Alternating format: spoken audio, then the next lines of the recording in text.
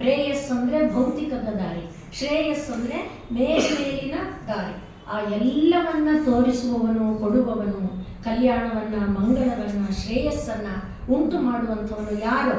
ಅವನನ್ನು ನೀವು ಶಿವ ಅಂದರು, ರಾಮ ಅಂದರು, ಏನು ಕರೆದರೂ ಕೂಡ ಅವನೇ. ಈ ನಾಮದ ಮಹಿಮೆಗೆ ಒಂದು ವರಾಹ ಅನೇಕ ಕಥೆಗಳಿದೆ.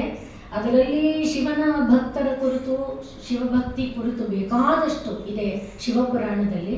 ವರಾಹ ಪುರಾಣದಲ್ಲಿ ಒಂದು ವಿಶೇಷವಾದ ಕಥೆ ಭಾಗ ಬರುತ್ತೆ. ಅವಂತಿನಲ್ಲಿ ಒಬ್ಬ ರಾಜ ದೀರ್ಘಬಾಹು ಅಂತ. ಅವನು ತುಂಬ ಒಳ್ಳೆ ರಾಜ, ತುಂಬ ಶಕ್ತಿಶಾಲಿ ರಾಜ, ತುಂಬ ಸಾಮರ್ಥ್ಯ ಇರುವಂಥ ರಾಜ. ಹಾಗೆ ಅವನಿಗೆ ಶಾಸ್ತ್ರಗಳ ಜ್ಞಾನ, ಪಾಂಡಿತ್ಯ ಜ್ಞಾನ ಎಲ್ಲ ಇರುತ್ತೆ. ಆದರೆ ಪ್ರತಿಯೊಬ್ಬನಲ್ಲಿ ಎಷ್ಟೇ ಗುಣ ಇದ್ರೂ ಒಂದೆಲ್ಲೋ ದೋಷ ಕೂತ್ಕೊಂಡ್ಬಿಡುತ್ತೆ.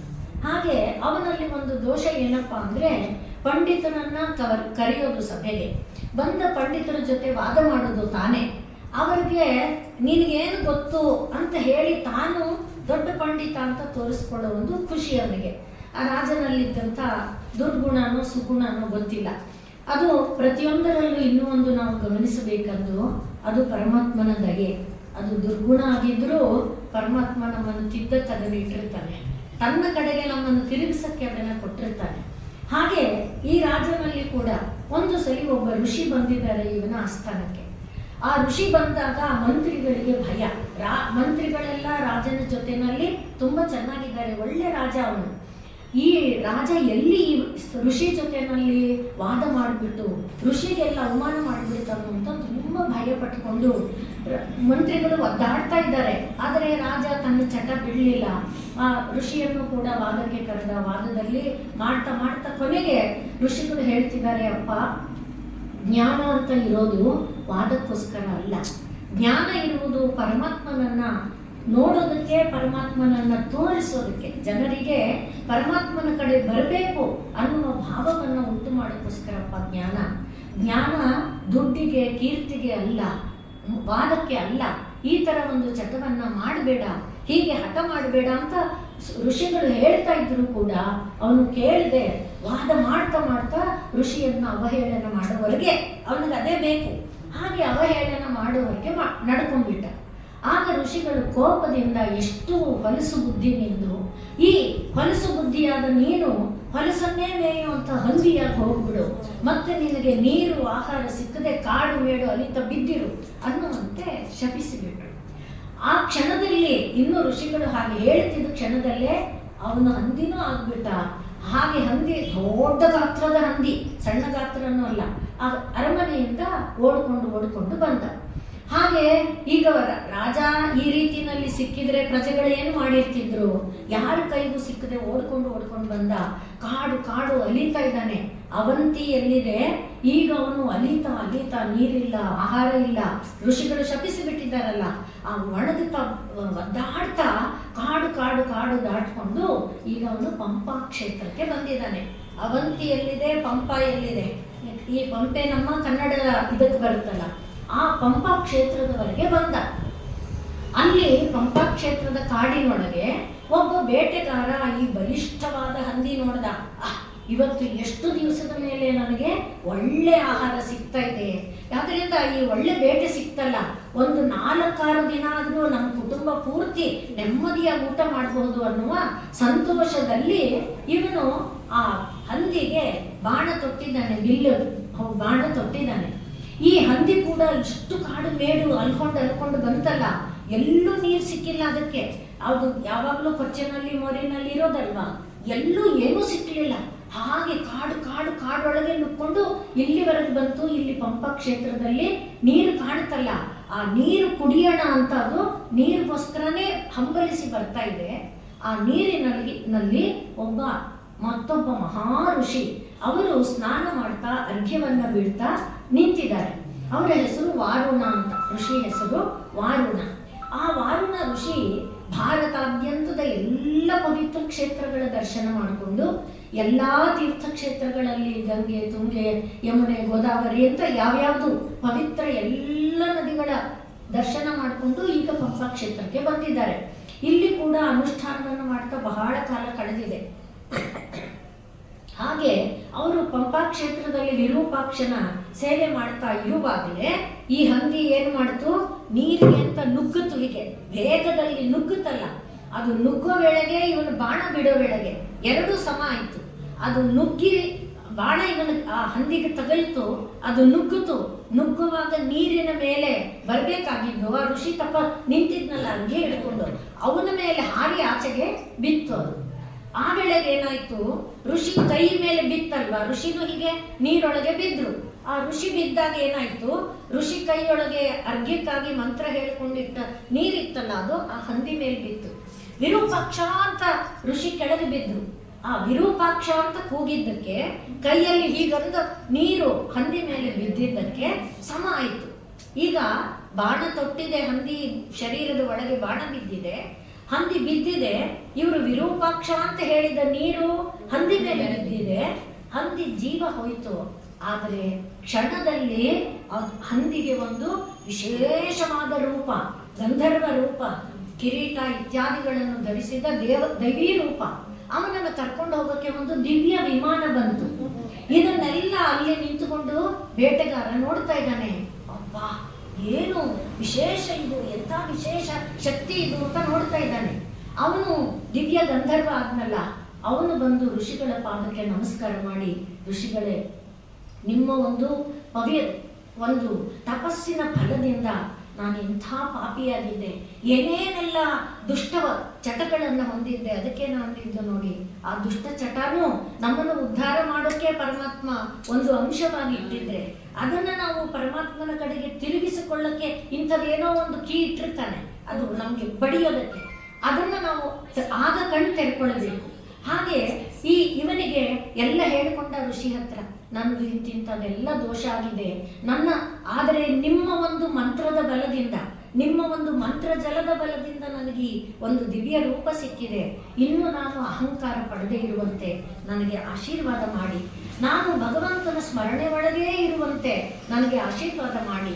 ನನಗೆ ಈಗ ನಿಜ ನಿಮ್ಮ ಬಲದಿಂದ ನನಗೆ ಗಂಧರ್ವತ್ವ ಸಿಕ್ಕಿದೆ, ಆದರೆ ಗಂಧರ್ವತ್ವ ದೊರಕಿದೆ ಅಂತ ನಾನು ಅಹಂಕಾರ ಪಡೆದೆ. ಆ ಜನ್ಮದಲ್ಲೂ ದೇವರ ಸ್ಮರಣೆಯಲ್ಲಿರುವಂತೆ ನನಗೆ ಆಶೀರ್ವಾದ ಮಾಡಿ ಅಂತ ಬೇಡ್ಕೊಂಡ. ರಥ ಬಂದಿತ್ತಲ್ಲ, ದಿವ್ಯ ರಥದಲ್ಲಿ ಹೊರಟದ.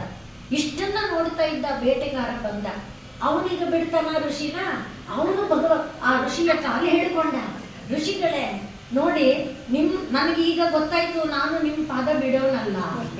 ಅವನು ಗಂಧರ್ವ ಏನೇನು ಪಾಪ ಮಾಡಿದಾನೋ ಅದಕ್ಕೆ ಮೀರಿದ ಪಾಪ ನನ್ನದು. ನನ್ನ ಜನ್ಮ ಎಂಥದ್ದು ನೋಡಿ, ಅವನಾದರೂ ರಾಜ ಜನ್ಮ ಪಡೆದಿದ್ದಾನೆ, ಪಾಂಡಿತ್ಯ ಪಡೆದಿದ್ದಾನೆ, ಶಾಸ್ತ್ರಜ್ಞಾನ ಇದೆ, ನನಗದೆಲ್ಲ ಏನೂ ಇಲ್ಲ. ನನ್ನ ಜನ್ಮನೇ ಹೀನ ಜನ್ಮ, ಮಾಡಿರೋದೇ ಪಾಪ ಕಾರ್ಯ, ನನ್ನನ್ನು ನೀವು ಉದ್ಧಾರ ಮಾಡಬೇಕು ಅಂತ ಹೇಳಿದಾಗ, ಓಂ ನಮಃ ಶಿವಾಯ, ಓಂ ನಮಃ ಶಿವಾಯ, ಓಂ ನಮಃ ಶಿವಾಯ, ಓಂ ನಮಃ ಶಿವಾಯ, ಓಂ ನಮಃ ಶಿವಾಯ, ಓಂ ನಮಃ ಶಿವಾಯ, ಓಂ ನಮಃ ಶಿವಾಯ, ಓಂ ನಮಃ ಶಿವಾಯ, ಓಂ ನಮಃ ಶಿವಾಯ, ಓಂ ನಮಃ ಶಿವಾಯ. ಶಿವಾಯ, ಓಂ ನಮಃ ಶಿವಾಯ ಅನ್ನಪ್ಪ, ಇದು ನಾನು ನಿನಗೆ ಮಂತ್ರ ಉಪದೇಶ ಮಾಡ್ತೇನೆ, ನಿನಗೆಲ್ಲ ಒಳ್ಳೇದಾಗತ್ತೆ ಅಂತ ಋಷಿ ಅವನಿಗೆ ಮಂತ್ರವನ್ನು ಉಪದೇಶ ಮಾಡ್ತಾರೆ. ಆ ಮಂತ್ರವನ್ನು ಜಪಿಸ್ತಾ ಆ ಬೇಟೆಗಾರ ಕೂಡ ಪವಿತ್ರನಾಗಿ ಹೋದ, ಪಾವನನಾಗಿ ಹೋದ ಎಂಬುದಾಗಿ ವರಾಹ ಪುರಾಣದಲ್ಲಿ ನಮಗೆ ವಿಚಾರ ಸಿಕ್ಕದೆ. ಇದು ಬಹಳ ಹಳೆ ಕಾಲದ್ದು ಅಂತ ಅನ್ನಿಸ್ಬೋದು. 1879 ನಮ್ಮ ಭಾರತದಲ್ಲಿ ಬ್ರಿಟಿಷರ ಆಳ್ವಿಕೆ ಇದ್ದ ಕಾಲ. ಬ್ರಿಟಿಷರ ಆಳ್ವಿಕೆ ಇದ್ದ ಕಾಲದಲ್ಲಿ ನಮ್ಮ ದೇಶಕ್ಕೆ ಲೆಫ್ಟಿನೆಂಟ್ ಮಾರ್ಟಿನ್ ಅನ್ನೋನನ್ನ ಬ್ರಿಟಿಷರು ಇದನ್ನ ಗವರ್ನರ್ ಆಗಿ ಇರೋದಕ್ಕೆ ಕಳಿಸ್ಕೊಡ್ತಾರೆ. ಹಾಗೆ ಆತ ಬಂದ ಸಮಯದಲ್ಲಿ ಏನಾಗುತ್ತೆ, ಆಫ್ಘಾನಿಸ್ತಾನ ನಮ್ಮ ದೇಶದ ಆ ಕಡೆ ಇದೆಯಲ್ಲ, ಆಫ್ಘಾನಿಸ್ತಾನದವರು ನಮ್ಮ ಮೇಲೆ ಆಕ್ರಮಣ ಮಾಡುವಂಥ ಸ್ಥಿತಿ ಬರುತ್ತೆ. ಆಗ ಇವನು ಮಾರ್ಟಿನ್ ಇದನ್ನಲ್ಲ, ಆತ ತನ್ನ ಪತ್ನಿ ಜೊತೆಯಲ್ಲಿ ಬಂದಿರ್ತಾನೆ. ಬ್ರಿಟಿಷರಿಗೆ ನಮ್ಮ ದೇಶದ ಸಂಸ್ಕಾರ ಗೊತ್ತಿಲ್ಲ, ಸಂಸ್ಕೃತಿ ಗೊತ್ತಿಲ್ಲ, ಭಾಷೆ ಗೊತ್ತಿಲ್ಲ. ಮತ್ತೆ ಪಾಪ ಆತ ಹೊಸದಾಗಿ ಮದುವೆಯಾಗಿರುವಂಥವನು ಪತ್ನಿ ಜೊತೆಯಲ್ಲಿ ಬಂದಿದ್ದಾನೆ. ಸುಮ್ಮನೆ ಒಂದು ದೇಶಕ್ಕೆ ಒಂದು ಅಧಿಕಾರ ಸಿಕ್ತು ಅನ್ನೋ ಆಸೆಯಲ್ಲಿ ಬಂದ. ಆದ್ರೆ ಈಗ ನೋಡಿದ್ರೆ ಆಫ್ಘಾನದವರು ನಮ್ಮ ದೇಶದ ಮೇಲೆ ಯಾವುದೋ ಒಂದು ಸಂಚನ್ನು ಹೂಡಿ ಯುದ್ಧ ಮಾಡೋ ಸಿದ್ಧತೆ ಮಾಡಿಬಿಟ್ಟಿದ್ದಾರೆ. ಆಗ ಆಗ ಇವನು ಬ್ರಿಟಿಷರಿಗೆ ಸುದ್ದಿ ಕಳಿಸ್ತಾ ಈ ಥರ ಆಗ್ತಿದೆ, ಹೋಗು ಯುದ್ಧ ಮಾಡು ಅಂತ ಆಜ್ಞೆ ಮಾಡಿಬಿಟ್ರು. ಅವಾಗ ಬ್ರಿಟಿಷರಿಗೇನು ಸೇನೆಗೆ ಕೊರತೆ ಇರಲಿಲ್ಲ, ಬೇಕಾದಾಗ ಸೇನೆ ಸಹಾಯ ಇತ್ತು. ಅದರ ಜೊತೆಯಲ್ಲಿ ನಮ್ಮ ದೇಶದವರನ್ನ ಉಪಯೋಗಿಸ್ಕೊಳ್ಳೋದು ಇತ್ತಲ್ಲ, ನಮ್ಮ ದೇಶದ ಸೇನೆನೂ ತಗೊಂಡು. ಹಾಗೆ ಈಗ ಇವನೇನ್ ಮಾಡ್ದ, ಆಫ್ಘನರ ಮೇಲೆ ಯುದ್ಧಕ್ಕೆ ಹೋಗ್ಬೇಕಾದ ಸಂದರ್ಭ ಬಂತು. ಯುದ್ಧಕ್ಕೆ ಹೋದಾಗ್ಲೂ ಕೂಡ ಪತ್ನಿಗೆ ದಿನ ಸಂದೇಶ ಕಳಿಸ್ತಾ ಇದ್ದ.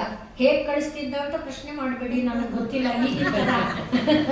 ವಾಟ್ಸಪ್ ಅಂತ ಒಟ್ಟು ಒಂದು ಮೆಸೇಜ್ ಕಳಿಸ್ತಿದ್ದ. ಪತ್ನಿ ಸಮಾಧಾನವಾಗಿದ್ಲು, ನೆಮ್ಮದಿಯಾಗಿದ್ಲು.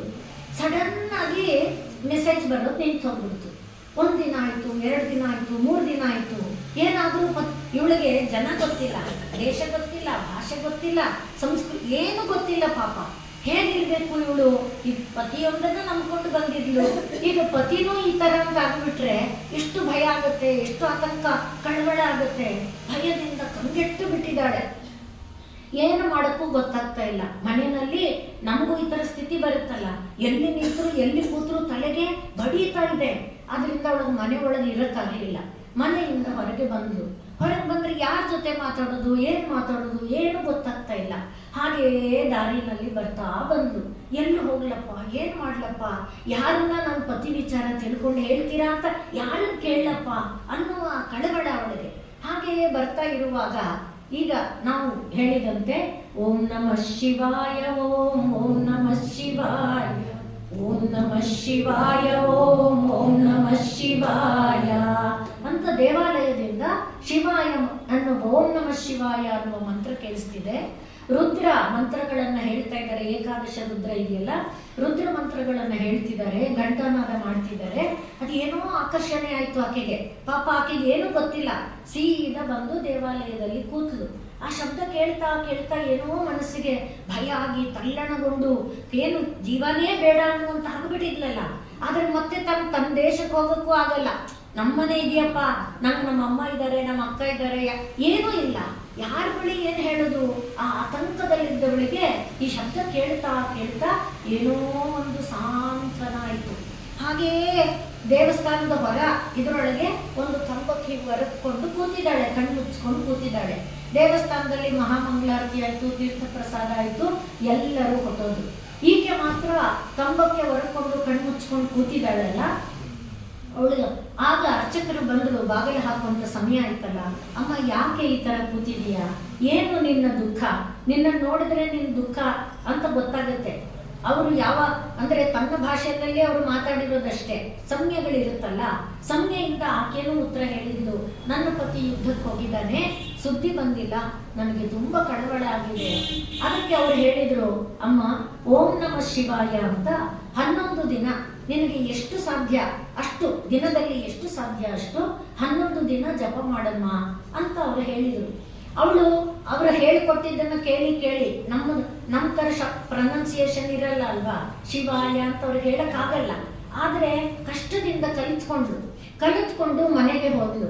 11 ದಿವಸದವರೆಗೆ ಅವಳಿಗೆ ಏನು ಗೊತ್ತಿಲ್ಲ.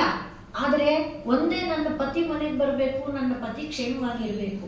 ಅದಕ್ಕೆ ಅವ್ರೇನೋ ಹೇಳ್ಕೊಟ್ಟಿದ್ದಾರೆ, ಅದು ಕೇಳಿದಾಗ ನನ್ಗೆ ಏನೋ ತಂಪಾಯ್ತು, ಅದನ್ನ ನಾನು ಹೇಳಬೇಕು ಅಷ್ಟೇ. ಹಾಗಾಗಿ ಅವಳು ಓಂ ನಮಃ ಶಿವಾಯ, ಓಂ ನಮಃ ಶಿವಾಯ, ಓಂ ನಮಃ ಶಿವಾಯ ಹೇಳ್ತಾನೆ ಇದ್ದಾಳೆ. ಹಾಗೆ 11ನೇ ದಿನ ಒಂದು ಸುದ್ದಿ ಬಂದ್ಬಿಡ್ತು, ನಾನು ಕ್ಷೇಮವಾಗಿದ್ದೀನಿ, ಇನ್ನೊಂದು ಸ್ವಲ್ಪ ದಿವಸದಲ್ಲಿ ಬರ್ತೀನಿ. ಅಪ್ಪಾ ಎಂಥ ಸಂತೋಷ ಆಯ್ತು. ಅದೇ ರೀತಿಯಲ್ಲಿ ಪತಿ ಮನೆಗೆ ಬಂದ. ಅವನು ಸಂದೇಶ ಕಳಿಸಿದ ಮೇಲೆ 1 ವಾರದ ನಂತರ ಮನೆಗೆ ಬಂದಾಗ ಏನಾಯ್ತು ಏನು ಎತ್ತ ಹೇಳುವಾಗ, ನೋಡು, ಆಫ್ಘಾನ ದೇಶದ ಮೇಲೆ ನಾವು ಯುದ್ಧ ಮಾಡಕ್ ಹೋದ್ರು ಕೂಡ ನಮ್ಮ ಸೇನೆ ಬಲ ಕಡಿಮೆ ಆಯ್ತು, ಅವರ ಸೇನೆ ಬಲ ಭರ್ಜರಿ ಆಯ್ತು. ಅವರು ನಮ್ಮ ಮೇಲೆ ಇದು ಮಾಡಿ ನನ್ನನ್ನು ಸೆರೆ ಹಿಡಿದ್ಬಿಟ್ರು, ನನ್ನ ಕಟ್ಟಿ ಇನ್ನೇನು ಕೊಲ್ಲಬೇಕು. ಆ ಸಮಯದಲ್ಲಿ ಅದು ಎಲ್ಲಿದ್ನೋ ಏನೋ, ನಾನಂತೂ ನೋಡೇ ಇಲ್ಲಪ್ಪ. ಅಂಥ ಪುರುಷ ಒಬ್ಬ, ಎತ್ತರದವನು, ಜಟಾಜೂಟನಾದವನು, ಅವನಿಗೆ ತ್ರಿಶೂಲ ಅಂತ ಹೇಳಕ್ ಗೊತ್ತಿಲ್ಲ, 3 ಶಾರ್ಪ್ ಎಡ್ಜ್ ಇರೋ ಅಂತ ಇದನ್ನ ಹಿಡ್ಕೊಂಡು ಬಂದ ಅವನು ನನ್ನನ್ನ ಕಟ್ಟಿ ಇನ್ನೇನು ಹೀಗೆ ಹೊಡಿಬೇಕು. ಆ ಸಮಯದಲ್ಲಿ ಕಟ್ಟಿದ್ದವರನ್ನ ಬಿಡಿಸಿ ಓಡಿಸ್ದ, ನಮ್ಮ ಸೇನೆಗೆಲ್ಲ ಸಹಾಯ ಮಾಡ್ದ, ನಮ್ಮ ಸೇನೆಗೆ ಜಯವನ್ನ ತಂದುಕೊಟ್ಟ ಅಂತ ತನಗೆ ಏನು ಅನುಭವ ಆಯಿತು ಅದನ್ನ ಆತ ತನ್ನ ಪತ್ನಿಗೆ ಹೇಳ್ದ. ಆಗ ಅವಳು ತಾನು ಏನು ದೇವಾಲಯದಲ್ಲಿ ಅನುಭವ ಅನುಭವಿಸಿದ್ಲು, ಆ ದೇವಾಲಯಕ್ಕೆ ಇವನನ್ನ ಕರ್ಕೊಂಡು ಬಂದ್ಲು. ಹೌದು, ಇವನೇ ಬಂದಿದ್ದು ಅಲ್ಲಿ ಅಂತ ಅವನು ಆ ದೇವನನ್ನ ನೋಡಿ ಗೊತ್ತಿಲ್ಲ ಏನಿಲ್ಲ, ಇವನೇ ಬಂದಿದ್ದು ಅಲ್ಲಿ, ಇವನೇ ನನ್ನ ಕಾಪಾಡಿದ್ದು. ಆಗ ಇದು ರೆಕಾರ್ಡ್ ಇದೆ ಆ ದೇವಸ್ಥಾನದಲ್ಲಿ. ಲೇಡಿ ಮಾರ್ಟಿನ್ ಮತ್ತೆ ಲೆಫ್ಟಿನೆಂಟ್ ಕರ್ನಲ್ ಮಾರ್ಟಿನ್ ಅಂತ ಅವರಿಂದ ಈ ದೇವಾಲಯದ ಅದು ಡೈಲಾಗ್ ಅಂದ್ರೆ ಎಲ್ಲ ನಶಿಸಿ ಹೋಗೋ ಸ್ಥಿತಿಯಲ್ಲಿತ್ತು ದೇವಾಲಯ. ಅದನ್ನ ಆತ ಪುನರ್ ನಿರ್ಮಾಣ ಮಾಡಿದ್ದಾರೆ ಅಂತ ಆ ದೇವಾಲಯದೊಳಗೆ ಒಂದು ಇದು ಕೂಡ ಹಾಕಿದ್ದಾರೆ. ಇದು ಮಧ್ಯಪ್ರದೇಶದಲ್ಲಿ ಮಾಳ್ವಾ ಅನ್ನುವ ಜಾಗದಲ್ಲಿರುವ ವೈದ್ಯನಾಥ ಮಹಾದೇವ ಅನ್ನುವ ದೇವಾಲಯ. ಅಂದ್ರೆ ನಾಮಕ್ಕೆ ಎಷ್ಟು ಶಕ್ತಿ ಇದೆ ಅದನ್ನ ಈಗ ಇಷ್ಟು ತಿಳ್ಕೊಂಡ ಮೇಲೆ ಶಿವಾನಂದ ಲಹರಿ ಪೂರ್ತಿಯನ್ನ ನಾನು ಹೇಳಕ್ಕಾಗಲ್ಲ. ಆದರೆ ಶಿವಾನಂದ ಲಹರಿ ಏನು ಹೇಳುತ್ತೆ ಅಂತ ನನಗೆ ಮನಸ್ಸಿಗೆ ಚಿತ್ರ ಬಂದಿರುತ್ತೆ. ಅದರಿಂದ 1880ನೇ ಇಸ್ವಿಯಲ್ಲಿ ಅವನು ದೇವಾಲಯ ನಿರ್ಮಾಣವನ್ನು ಪೂರ್ಣ ಮಾಡ್ತಾನೆ ಅಂತ ನಮಗೆ ಚರಿತ್ರೆ ಹೇಳುತ್ತೆ.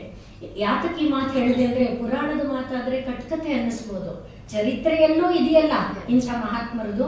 ಇವತ್ತು ಕೂಡ ಆ ದೇವಸ್ಥಾನದೊಳಗೆ ಆ ಒಂದು ಫಲಕ ಇದೆ, ಇಂಥವರು ಈ ದೇವಾಲಯವನ್ನ ಪುನರ್ ನಿರ್ಮಾಣ ಮಾಡಿ ಅದ್ಭುತವಾದ ರೀತಿಯಲ್ಲಿ ನೋಡಿದ್ದಾರೆ ಅನ್ನುವಂಥದ್ದು.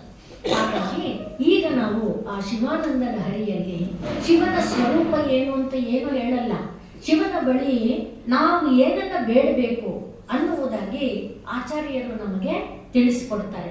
ಅಲ್ಲಿ ಬೇರೆ ಬೇರೆ ಛಂದಸ್ಸಿದೆ, ಒಂದೇ ಛಂದಸ್ಸಲ್ಲಿಲ್ಲ, ವಿವಿಧ ಛಂದಸ್ಸಿನಲ್ಲಿ ಶ್ಲೋಕಗಳನ್ನ ರಚನೆ ಮಾಡಿದ್ದಾರೆ. ಅದರಲ್ಲಿ ಕೆಲವು ಶ್ಲೋಕವನ್ನ ಈಗ ನಿಮ್ಮ ಮುಂದೆ ಹೇಳ್ತೀನಿ. ಪ್ರಲೋಭಾದ್ಯೈ ಅರ್ಥಹರಣ ಪರತಂತ್ರ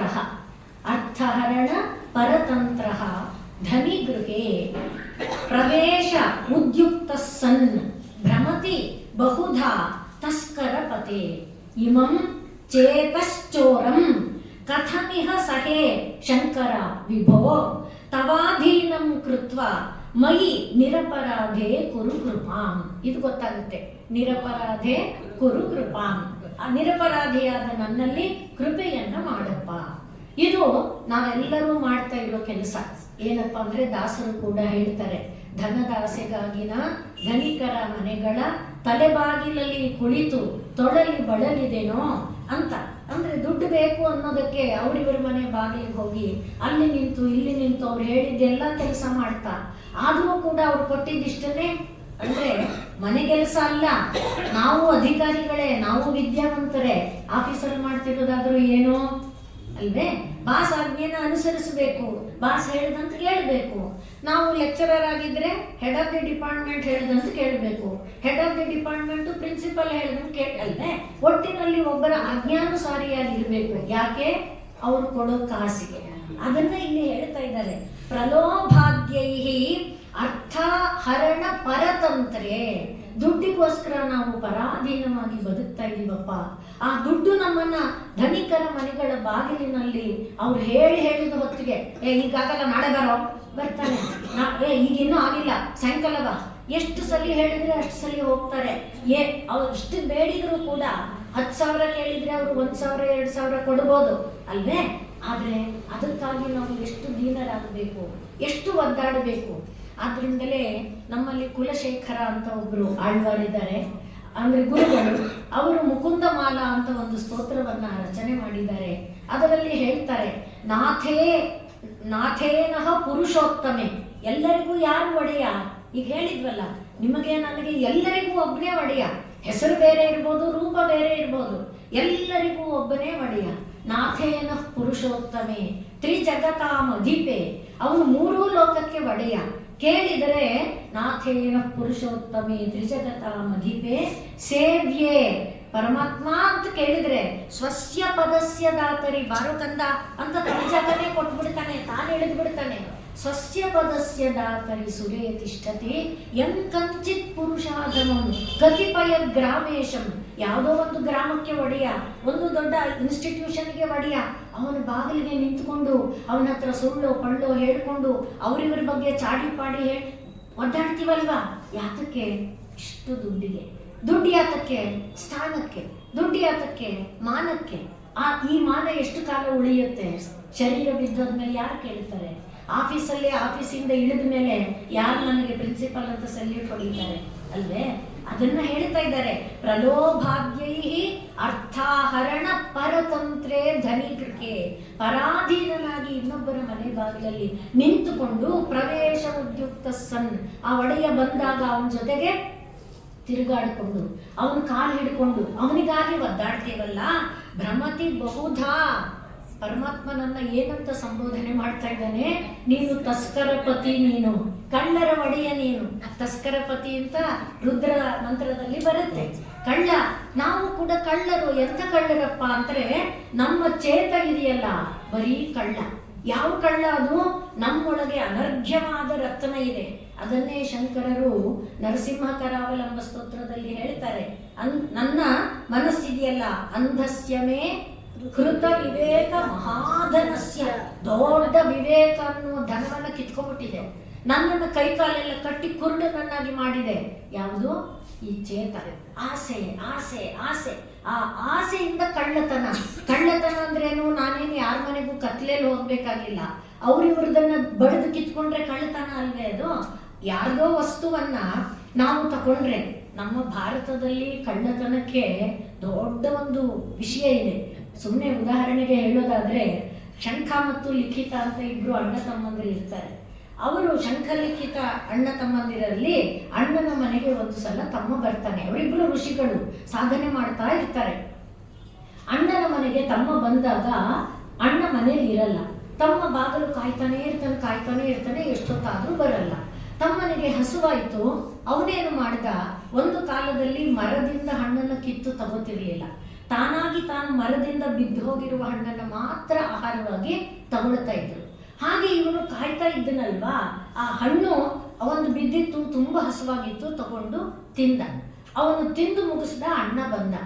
ಅಣ್ಣನಿಗೆ ಹೇಳ್ದ, ಅಣ್ಣ, ನಾನು ನಿನ್ನ ತೋಟದಲ್ಲಿದ್ದ ಹಣ್ಣನ್ನು ತಗೊಂಡು ತಿಂದೆ.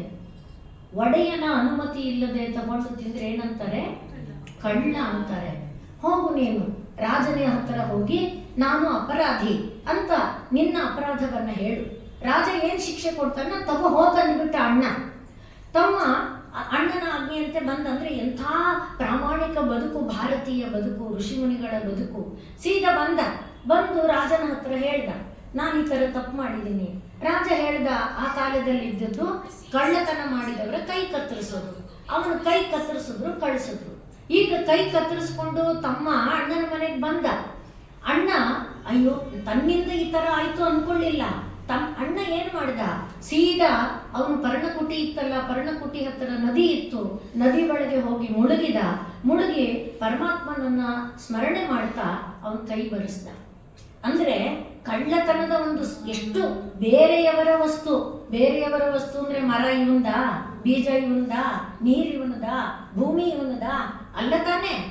ಆದ್ರೆ ಅವನ ವ್ಯಾಪ್ತಿಯಲ್ಲಿ ಬಂದದ್ದನ್ನ ತಗೊಂಡಿದ್ದೇ ಕಳ್ಳತನ. ಹಾಗಿರುವಾಗ ನಮ್ಮ ಚಿತ್ತ ಅನ್ನುವ ಚೋರ ಇದೆಯಲ್ಲ, ಅದನ್ನ ಹೇಳ್ತಾ ಇದ್ದಾರೆ. ಇಮನ್ ಚೇತಶ್ಚೋರಂ, ನೀನು ತಸ್ಕರಪತಿ ಅಲ್ವಾ, ಆದ್ರಿಂದ ಈ ಕಳ್ಳನ್ನ ನೀನೇ ಹಿಡಿಬಲ್ಲೆ. ಕಳ್ಳನ ಹೆಜ್ಜೆ ಗೊತ್ತು. ಆದ್ರಿಂದ ಈ ಕಳ್ಳನ ನಿರ್ಣಯ ಮಾಡಬೇಕಾದ್ರೆ, ಕಳ್ಳನನ್ನ ಕಳ್ಳತನ ಮಾಡದೇ ಇರುವಂತೆ ಮಾಡಬೇಕಾದ್ರೆ ಅವನಿಗೆ ಏನ್ ಶಿಕ್ಷೆ ಕೊಡಬೇಕು ಅದು ನಿನಗೆ ಗೊತ್ತು. ಆದ್ರಿಂದ ಇಮಂ ಚೇತಶ್ಚೋರಂ, ಈ ಕಳ್ಳನನ್ನ ನೀನೇನ್ ಮಾಡಬೇಕು? ಹೇಗಾದ್ರೂ ಮಾಡಿ ತವ ಅಧೀನಂ, ನಿನ್ನ ಅಧೀನ ಮಾಡ್ಕೋಬೇಕು. ತವ ಅಧೀನಂ ಕೃತ್ವ, ಇದೇನ್ ಮಾಡ್ತಾ ಇದೆ? ನನ್ನ ಒಳಗಿರುವಂಥ ವಿವೇಕ ಅನ್ನುವ ಜ್ಞಾನವನ್ನು ಕದ್ದಾಕ್ಬಿಡ್ತಾ ಇದೆ. ಆದ್ರಿಂದ ತವ ಅಧೀನಂ ಕೃತ್ವ ನಿರಪರಾಧೇ ಮಯಿ ಕೃಪಾಂ ಕುರು, ನಿರಪರಾಧಿಯಾದ ನನ್ನೊಳಗೆ ಕೃಪೆಯನ್ನು ಮಾಡು ಸ್ವಾಮಿ. ಅಂದ್ರೆ ಅರ್ಥ ಏನು? ನನ್ನ ಮನಸ್ಸನ್ನ ನಿನ್ನ ತಲದೊಳಗೆ ಕಟ್ಟಾಕೋ. ಇದು ಹೊರಗಡೆ ಓಡಿ ಬಂದು ಅವ್ರದನ್ನ ನೋಡ್ತು, ಅವ್ರ ತರ ಚಿನ್ನದ ನೆಕ್ಲೆಸ್ ನಂಗೆ ಬೇಕು, ಅವ್ರದನ್ನ ನೋಡ್ತು ಅವ್ರ ತರ ಮನೆ ನಂಗೆ ಬೇಕು, ಅವ್ರದನ್ನ ನೋಡ್ತು ಅವ್ರ ಮನೆ ಸೋಫಾ ಸೆಟ್ ನಂಗೆ ಬೇಕು, ಏನೇನೋ ಅಲ್ವೇ ನೋಡಿದು, ಹಾಗೆ ಕೇಳ್ತು ಅವ್ರ ಬಗ್ಗೆ ಇವ್ರ ಬಗ್ಗೆ. ಅದು ನನಗೆ ಅಲ್ವಾ? ಆ ತರ ಕೇಳುವ ನೋಡುವ ಎಲ್ಲ ಏನಕ್ಕೆ ಪ್ರೇರಕ? ಕಳ್ಳತನಕ್ಕೆ ಪ್ರೇರಕ.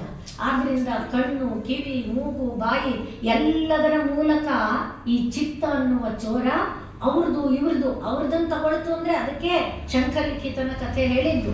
ನಿಜದ ಲೆಕ್ಕದಲ್ಲಿ ಮರ ಯಾರ್ದು ಅಲ್ಲ, ಭೂಮಿ ಯಾರ್ದು ಅಲ್ಲ, ಹಣ್ಣು ಯಾರ್ದು ಅಲ್ಲ.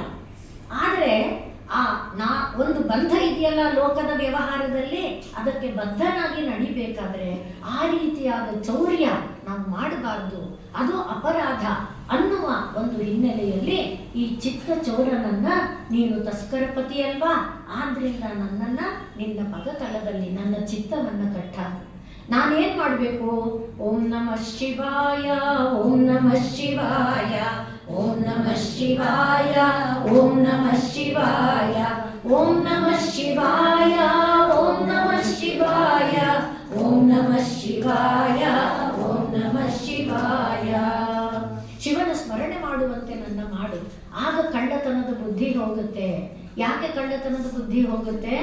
ಕಣ್ಣೆಲ್ಲೆಲ್ಲಿ ಹೋಗುತ್ತೆ ಅಲ್ಲಿ ಮನಸ್ಸು ಹೋಗಕ್ಕೆ ಕೊಡಲ್ಲ. ಮನಸ್ಸು ಶಿವ ಅಂತಿರುತ್ತೆ. ಆದ್ರಿಂದ ಶಿವ ಅಂತ ಮನಸ್ಸು ಹೇಳ್ತಿರುವಾಗ ಕಣ್ಣು ಏನನ್ನೇ ನೋಡಿದ್ರು ಮನಸ್ಸು ಕೊಟ್ರೆ ತಾನೇ ಕೆಲಸ ಆಗೋದು. ಆದ್ರಿಂದ ಮನಸ್ಸು ಶಿವನಲ್ಲಿ ಕೂತ್ರೆ ಕಣ್ಣು ಕಿವಿ ಮೂಗು ಕಳ್ಳತನ ಮಾಡಕ್ಕೆ ಅವಕಾಶ ಕೊಡಲ್ಲ ಅಂತ ಹೇಳ್ತಾ, ನೀನು ಮಹಾಕೃಪಾನಿಧಿ, ಕರುಣಾಮಯ. ನೀನು ಕರುಣಾಮಯ ಅನ್ನೋದಕ್ಕೆ ಬೇಕಾದ ಸಾಕ್ಷಿಗಳಿದೆ, ನಂಗೆ ಗೊತ್ತಿದೆ. ನನ್ ಕರುಣೆ ಅಂದ್ರೆ ಗೊತ್ತಿಲ್ಲಪ್ಪ, ನೀ ಸುಮ್ಮನೆ ನನ್ನ ಕಾಡ್ಬೇಡ, ನಾನು ಯಾಕೆ ತ್ರಿಶೂಲ ಹಿಡ್ದಿರೋನು, ನಾನು ಎಲ್ಲರನ್ನೂ ಹಿಂಸೆ ಮಾಡೋದು, ನಾನು ಲಯ ಮಾಡೋದು ಇಲ್ಲ, ನೀನು ಕರುಣಾಮಯ ನನಗೆ ಗೊತ್ತಿದೆ ಅಂತ ಹೇಳ್ತಾ ಶಂಕರರು ಹೇಳ್ತಾರೆ, ನಾಲಂವಾ ಪರಮೋಪಕಾರಮಿದಂ. ನೀನು ಪರಮ ಉಪಕಾರಿ ಅನ್ನೋದಕ್ಕೆ ನನಗೆ ನಿದರ್ಶನ ಗೊತ್ತಿದೆ. ಏನದು? ಪಶೂನಾಂ ಪತೆ ಪಶ್ಯನ್ ಕುಕ್ಷಿಗತಾನ್ ಚರಾಚರ ಗಣಾನ್ ಬಾಹ್ಯಸ್ಥಿತಾನ್ ರಕ್ಷಿತುಂ ಸರ್ವಾಮರ್ತ್ಯ ಪಲಾಯನೌಷಧಂ ಅತಿಜ್ವಾಲಾಕರಂ ನಿಕ್ಷಿಪ್ತಂ ಗರಲಂ ಗಲೆ ನ ಗಿಲಿತಂ ನೋದ್ಗೀರ್ಣಮೇವ ತ್ವಯ. ನೀನು ಉಪಕಾರಿ, ನೀನು ಕರುಣಾಮಯಿ ಅನ್ನೋದಕ್ಕೆ ನನಗೆ ನಿದರ್ಶನ ಇದೆ. ಏನದು? ನಮಗೆಲ್ಲ ಗೊತ್ತಿದೆ. ಸಮುದ್ರ ಮಥನ ಕಾರ್ಯವನ್ನ ದೇವತೆಗಳು ದಾನವರು ಮಾಡಿದ್ರು. ದೇವತೆಗಳು ದಾನವರು ಸಮುದ್ರ ಮಥನ ಕಾರ್ಯ ಮಾಡಿದಾಗ ಸಮುದ್ರದಿಂದ ಬೇಕಾದ ವಸ್ತುಗಳು ಉತ್ಪನ್ನ ಆಯ್ತಲ್ಲ. ಉತ್ಪನ್ನವಾದ ವಸ್ತುಗಳನ್ನ ಎಲ್ಲರೂ ಅವರವರಿಗೆ ಬೇಕಾದ್ದನ್ನ ತಗೊಂಡ್ರು. ಅದು ಯಾವುದಕ್ಕೂ ಯಾರು ಇದು ಮಾಡಲಿಲ್ಲ. ಅದೇ ಹಾಲಾಹಲ ವಿಷ ಬರುವುದಕ್ಕೆ ಆರಂಭ ಆದಾಗ ಆ ವಿಷದ ಬಾಧೆ ಬೆಂಕಿ ತರ ಹರಡ್ತಾ ಇದೆ. ಇದರಲ್ಲಿ ಮಹಾಭಾರತದಲ್ಲಿ, ಭಾಗವತದಲ್ಲಿ, ಬೇರೆ ಬೇರೆ ಪುರಾಣಗಳಲ್ಲಿ ಬರುತ್ತೆ. ದಾನವರು ವಾಸುಕಿ ಇದನ್ನಲ್ಲ, ಸರ್ಪ ಹಗ್ಗದ ಬಾಯಿ ಕಡೆಗೆ ಬಂದಿದ್ದಾರೆ. ಪರಮಾತ್ಮ ಬಾಲದ ಕಡೆ ಹೋಗ್ರೋ ಅಂತ ಕೇಳಿದ್ರೆ, ನಾವು ಬಾಲನ, ನಾವ್ಯಾಕೆ ಕಾಲು ಹಿಡಿಯೋದು? ನಮಗೂ ಗೋತ್ರ ಇದೆ, ನಾವು ಉತ್ತಮ ಕುಲದವರು, ನಾವು ಬ್ರಹ್ಮನ ವಂಶದವರು ಅಂತ ಏನ್ ಮಾಡಿದ್ರು? ಮುಖದ ಕಡೆ ಬಂದ್ರು. ಈಗ ಅದು ಭಸ್ ಭಸ್ ಅನ್ನುವಾಗ ಬರುವ ಆ ವಿಷದ ಬಾಧೆಯಿಂದ ಬೆಂಕಿ ಉಗುಳ್ತಾ ಇರೋ ತರ ಆ ಬೆಂಕಿ ಬಾಧೆ ತಡೆಯಕ್ಕಾಗ್ತಿಲ್ಲ. ಮತ್ತೆ ಈಗ ಏನಾಯ್ತು? ಹಾಲಾಹಲ ವಿಷ ಬೇರೆ ಬಂದ್ಬಿಡ್ತಾ, ಆ ವಿಷದ ಬಾಧೆ ಎಲ್ಲ ಕಡೆಗೆ ಹರಡಿದೆ. ಎಲ್ಲ ಓಡ್ತಾ ಇದ್ದಾರೆ. ಈಗ ನೋಡೋದಕ್ಕೆ ಬಂದು ನಿಂತಿದ್ರು ಆಕಾಶದಲ್ಲಿ ಬ್ರಹ್ಮ ಋಷಿಗಳು, ದೇವ ಋಷಿಗಳು ಎಲ್ಲರೂ ಬಂದಿದ್ರು. ಬೇರೆ ಬೇರೆ ದೇವತೆಗಳು, ಗಂಧರ್ವ, ಯಕ್ಷ ಎಲ್ಲರೂ ಬಂದು ನಿಂತಿದ್ರು. ಈಗ ಎಲ್ಲರೂ ಓಡ್ತಾ ಇದ್ದಾರೆ. ತಾಪ ತಡೆಯಕ್ಕಾಗ್ತಾ ಇಲ್ಲ. ಆ ವೇಗದಲ್ಲಿ ಓಡ್ತಾ ಇರುವಾಗ ಪರಮಾತ್ಮ ಬಂದ. ಅದಕ್ಕೆ ಹೇಳ್ತಾ ಇದ್ದಾರೆ, ನಾಲಂವಾ ಪರಮೋಪಕಾರಮಿದಂ. ನೀನು ಎಂಥ ಉಪಕಾರ ಮಾಡಿದೆ ನಮಗ್ ಗೊತ್ತಿಲ್ವಾ? ಏನ್ ಮಾಡಿದೆ ನೀನು? ಪಶೂನಾಂ ಪತೆ. ಅಲ್ಲಿ ಕೇಳಿದ್ರು ತಸ್ಕರ ಪತೆ, ಇಲ್ಲಿ ಹೇಳ್ತಿದ್ದಾರೆ ಪಶೂನಾಂ ಪತೆ. ಪಶು ಅಂದ್ರೆ ಯಾರಪ್ಪ ಅಂತ ಕೇಳಿದ್ರೆ, ಪಶು ಅಂದ್ರೆ ಕಟ್ಟಾಕಲ್ಪಡೋನು ಅಲ್ವಾ? ಹಗ್ಗದಿಂದ ಕಟ್ಟಾಕಲ್ಪಡೋದೆಲ್ಲ ಪಶು. ನಾವೆಲ್ಲರೂ ಕೂಡ ಹಗ್ಗದಿಂದ ಕಟ್ಟಾಕಲ್ಪಟ್ಟಿದ್ದೀವಿ. ಈಗ ಮೊದಲೇ ಹೇಳಿದ್ವಲ್ಲ, ಧನಿಗಳ ಮನೆ ಬಾಗಿಲಲ್ಲಿ ಕಟ್ಟಾಕೊಂಡು ತಿರುಗ್ತಾ ಇರೋದು, ಹಾಗೆ ಹೆಂಡತಿ ಮಕ್ಕಳು ಮನೆ ಏನೇನಕ್ಕೂ ಕಟ್ಟಾಕೊಂಡಿದ್ದೀವಿ. ನಮ್ಮನ್ನು ನಾವು ಕಟ್ಟಾಕೊಂಡಿದ್ದೀವಿ. ನಮ್ಮನ್ನು ಕಟ್ಟಾಕಿರೋ ಒಂದು ಹಗ್ಗನೂ ಇದೆ. ಯಾವುದದು ಅಂದ್ರೆ ಸತ್ವ, ರಜಸ್ಸು, ತಮಸ್ಸು. ಅದನ್ನ ಗುಣ ಅಂದ್ರೆ ಸಂಸ್ಕೃತದಲ್ಲಿ ಹಗ್ಗ ಅಂತನೂ ಅರ್ಥ. ಆದ್ರಿಂದ ಸತ್ವ, ರಜಸ್, ತಮಸ್ ಅನ್ನೋದು ನಮ್ಮನ್ನು ಕಟ್ಟಾಕಿದೆ. ಬರೀ ನಮ್ಮನ್ನು ಮಾತ್ರ ಅಲ್ಲ, ಶಾಸ್ತ್ರ ಹೇಳುತ್ತೆ, ಆ ಬ್ರಹ್ಮ ಕೀಟ ಪರ್ಯಂತಂ ಸರ್ವೇ ಪಶವಃ. ಬ್ರಹ್ಮನಿಂದ ಹಿಡಿದು ಕೀಟದವರೆಗೆ ಎಲ್ಲರೂ ಪಶುಗಳೇ. ಯಾಕೆ ಅಂದ್ರೆ ಗೀತೆಯಲ್ಲಿ ಗೀತಾಚಾರ್ಯ ಹೇಳ್ತಾನೆ, ನ ತದಸ್ತಿ ಪೃಥಿವ್ಯಾಂಬ ದಿವಿ ದೇವೇಶು ವಾ ಪುನಃ. ನಾ ಸಂಸ್ಕೃತ ಹೇಳುವಾಗ ಪ್ರಾಯಶಃ ನಿಮ್ಗೆ ಅರ್ಥ ಆಗುತ್ತೆ ಸುಲಭವಾಗಿ. ಏನದು ನ ತದಸ್ತಿ ಪೃಥಿವ್ಯಾಂ ವಾ ದಿವಿ ದೇವೇಶು ವಾ ಪುನಃ ಯಾವುದು ಯದೇಭಿಹಿ ತ್ರಿಭಿಹಿ ಪ್ರಕೃತಿಜೈಹಿ ಗುಣೈಹಿ ಮುಕ್ತಂ. ಪ್ರಕೃತಿಯ ಗುಣ ಯಾವುದು ಸತ್ವ ರಜಸ್ ತಮಸ್ಸು, ಈ ಗುಣದಿಂದ ಮುಕ್ತವಾದದ್ದು ಯಾವುದೂ ಇಲ್ಲಪ್ಪ. ಆದ್ರಿಂದ ನೋಡಿ ಅವನು ಬ್ರಹ್ಮ ರಜೋಗುಣದಿಂದ ಕೂಡಿದಾನೆ, ವಿಷ್ಣು ಸತ್ವಗುಣದಿಂದ ಕೂಡಿದಾನೆ, ಶಿವ ರುದ್ರ ತಮೋಗುಣದಿಂದ ಕೂಡಿದಾನೆ. ಅಲ್ಲಿ ಸತ್ವ ರಜಸ್ ತಮಸ್ ಇದೆಯಾ ಅಂದ್ರೆ ಆ ಒಂದು ಹಗ್ಗ ಇವ್ರನ್ನ ಕಟ್ಟಾಕಿದೆ. ಅದು ಕಟ್ಟಾಕಿದೆ ಅನ್ನುವುದಕ್ಕೆ ಒಂದು ನಿದರ್ಶನ ಸ್ವಲ್ಪ ಶಿವನಿಂದ ಬೇರೆ ಭಾಗವತಕ್ಕೆ ಕರ್ಕೊಂಡು ಹೋಗ್ತೀನಿ ನನ್ನ. ಭಾಗವತದಲ್ಲಿ ಕೃಷ್ಣ ಗೋಕುಲದಲ್ಲಿ ಆನಂದದಿಂದ ಇದ್ದಾನೆ. ಆ ಗೋಕುಲದಲ್ಲಿ ಕೃಷ್ಣನನ್ನ ಹೊರತುಪಡಿಸಿ ಉಸಿರೇ ಇಲ್ಲ. ಹೇಳ್ತಾರೆ ಭಾಗವತಕಾರರು, ಗಿಡಗಳು, ಮರಗಳು, ಕಲ್ಲು, ಹುಲ್ಲು, ಮಣ್ಣು, ಹಸುಗಳು, ಎಲ್ಲ ಪಶು ಪಕ್ಷಿ ಕೀಟಗಳು ಕೃಷ್ಣ ಕೃಷ್ಣ ಕೃಷ್ಣ ಕೃಷ್ಣ ಕೃಷ್ಣಮಯವಾಗಿ ಇರುವಂಥ ಇದು ಗೋಕುಲ. ಇದು ಬ್ರಹ್ಮನಿಗೆ ಸಹನೆ ಆಗಲಿಲ್ಲ ನೋಡಿ, ರಜೋಗುಣ ಅಸೂಯ ಬಂತು. ಆದ್ರಿಂದ ಬ್ರಹ್ಮನಿಗೆ ಅವನು ಕೃಷ್ಣ ನಾನಲ್ವಾ ವಸುದೇವ ದೇವಕಿಗೆ ಸ್ಕಂದನಾಗಿ ಕೊಟ್ಟಿದ್ದು, ನಾನೇ ಅವರಿಗೆ ವರ ಕೊಟ್ಟಿದ್ದು, ಆ ವಸುದೇವ ದೇವಕಿಗೆ ಮಗನಾಗಿ ಹುಟ್ಟುವಂತೆ ಮಾಡಿದ್ದು, ಅಲ್ಲಿಂದ ಯಶೋದೆ ನಂದನ ಮನೆಗೆ ಕರ್ಕೊಂಡು ಹೋಗ್ಬಿಟ್ಟು ಬಂತೆ ಎಲ್ಲ ಮಾಡಿದವನು ನಾನಲ್ವಾ, ತಾನೇ ಆಜ್ಞೆ ಮಾಡ್ತಾ ಇರ್ತೀನಿ, ತಾನೇ ಬರ್ದಿದ್ದೀನಿ, ಅವನು ಕೃಷ್ಣ ತೋರಿಸ್ತೀನಿ ನನ್ನ ಬಲನ ಅಂತ ಇವನೇನು ಮಾಡ್ದ. ಕೃಷ್ಣ ಈಗ 5-6 ವಯಸ್ಸಿನ ಹುಡುಗ ಆಗಿದ್ದಾನೆ. 7 ವಯಸ್ಸು ಅಂತ ಬೇಕಾದರೂ ಇಟ್ಕೊಳ್ಳಿ. ಭಾಗವತದ ಪ್ರಕಾರದಲ್ಲಿ ಪೌಗಂಡ ವಯಸ್ಸು ಅಂತ ಹೇಳ್ತಾರೆ.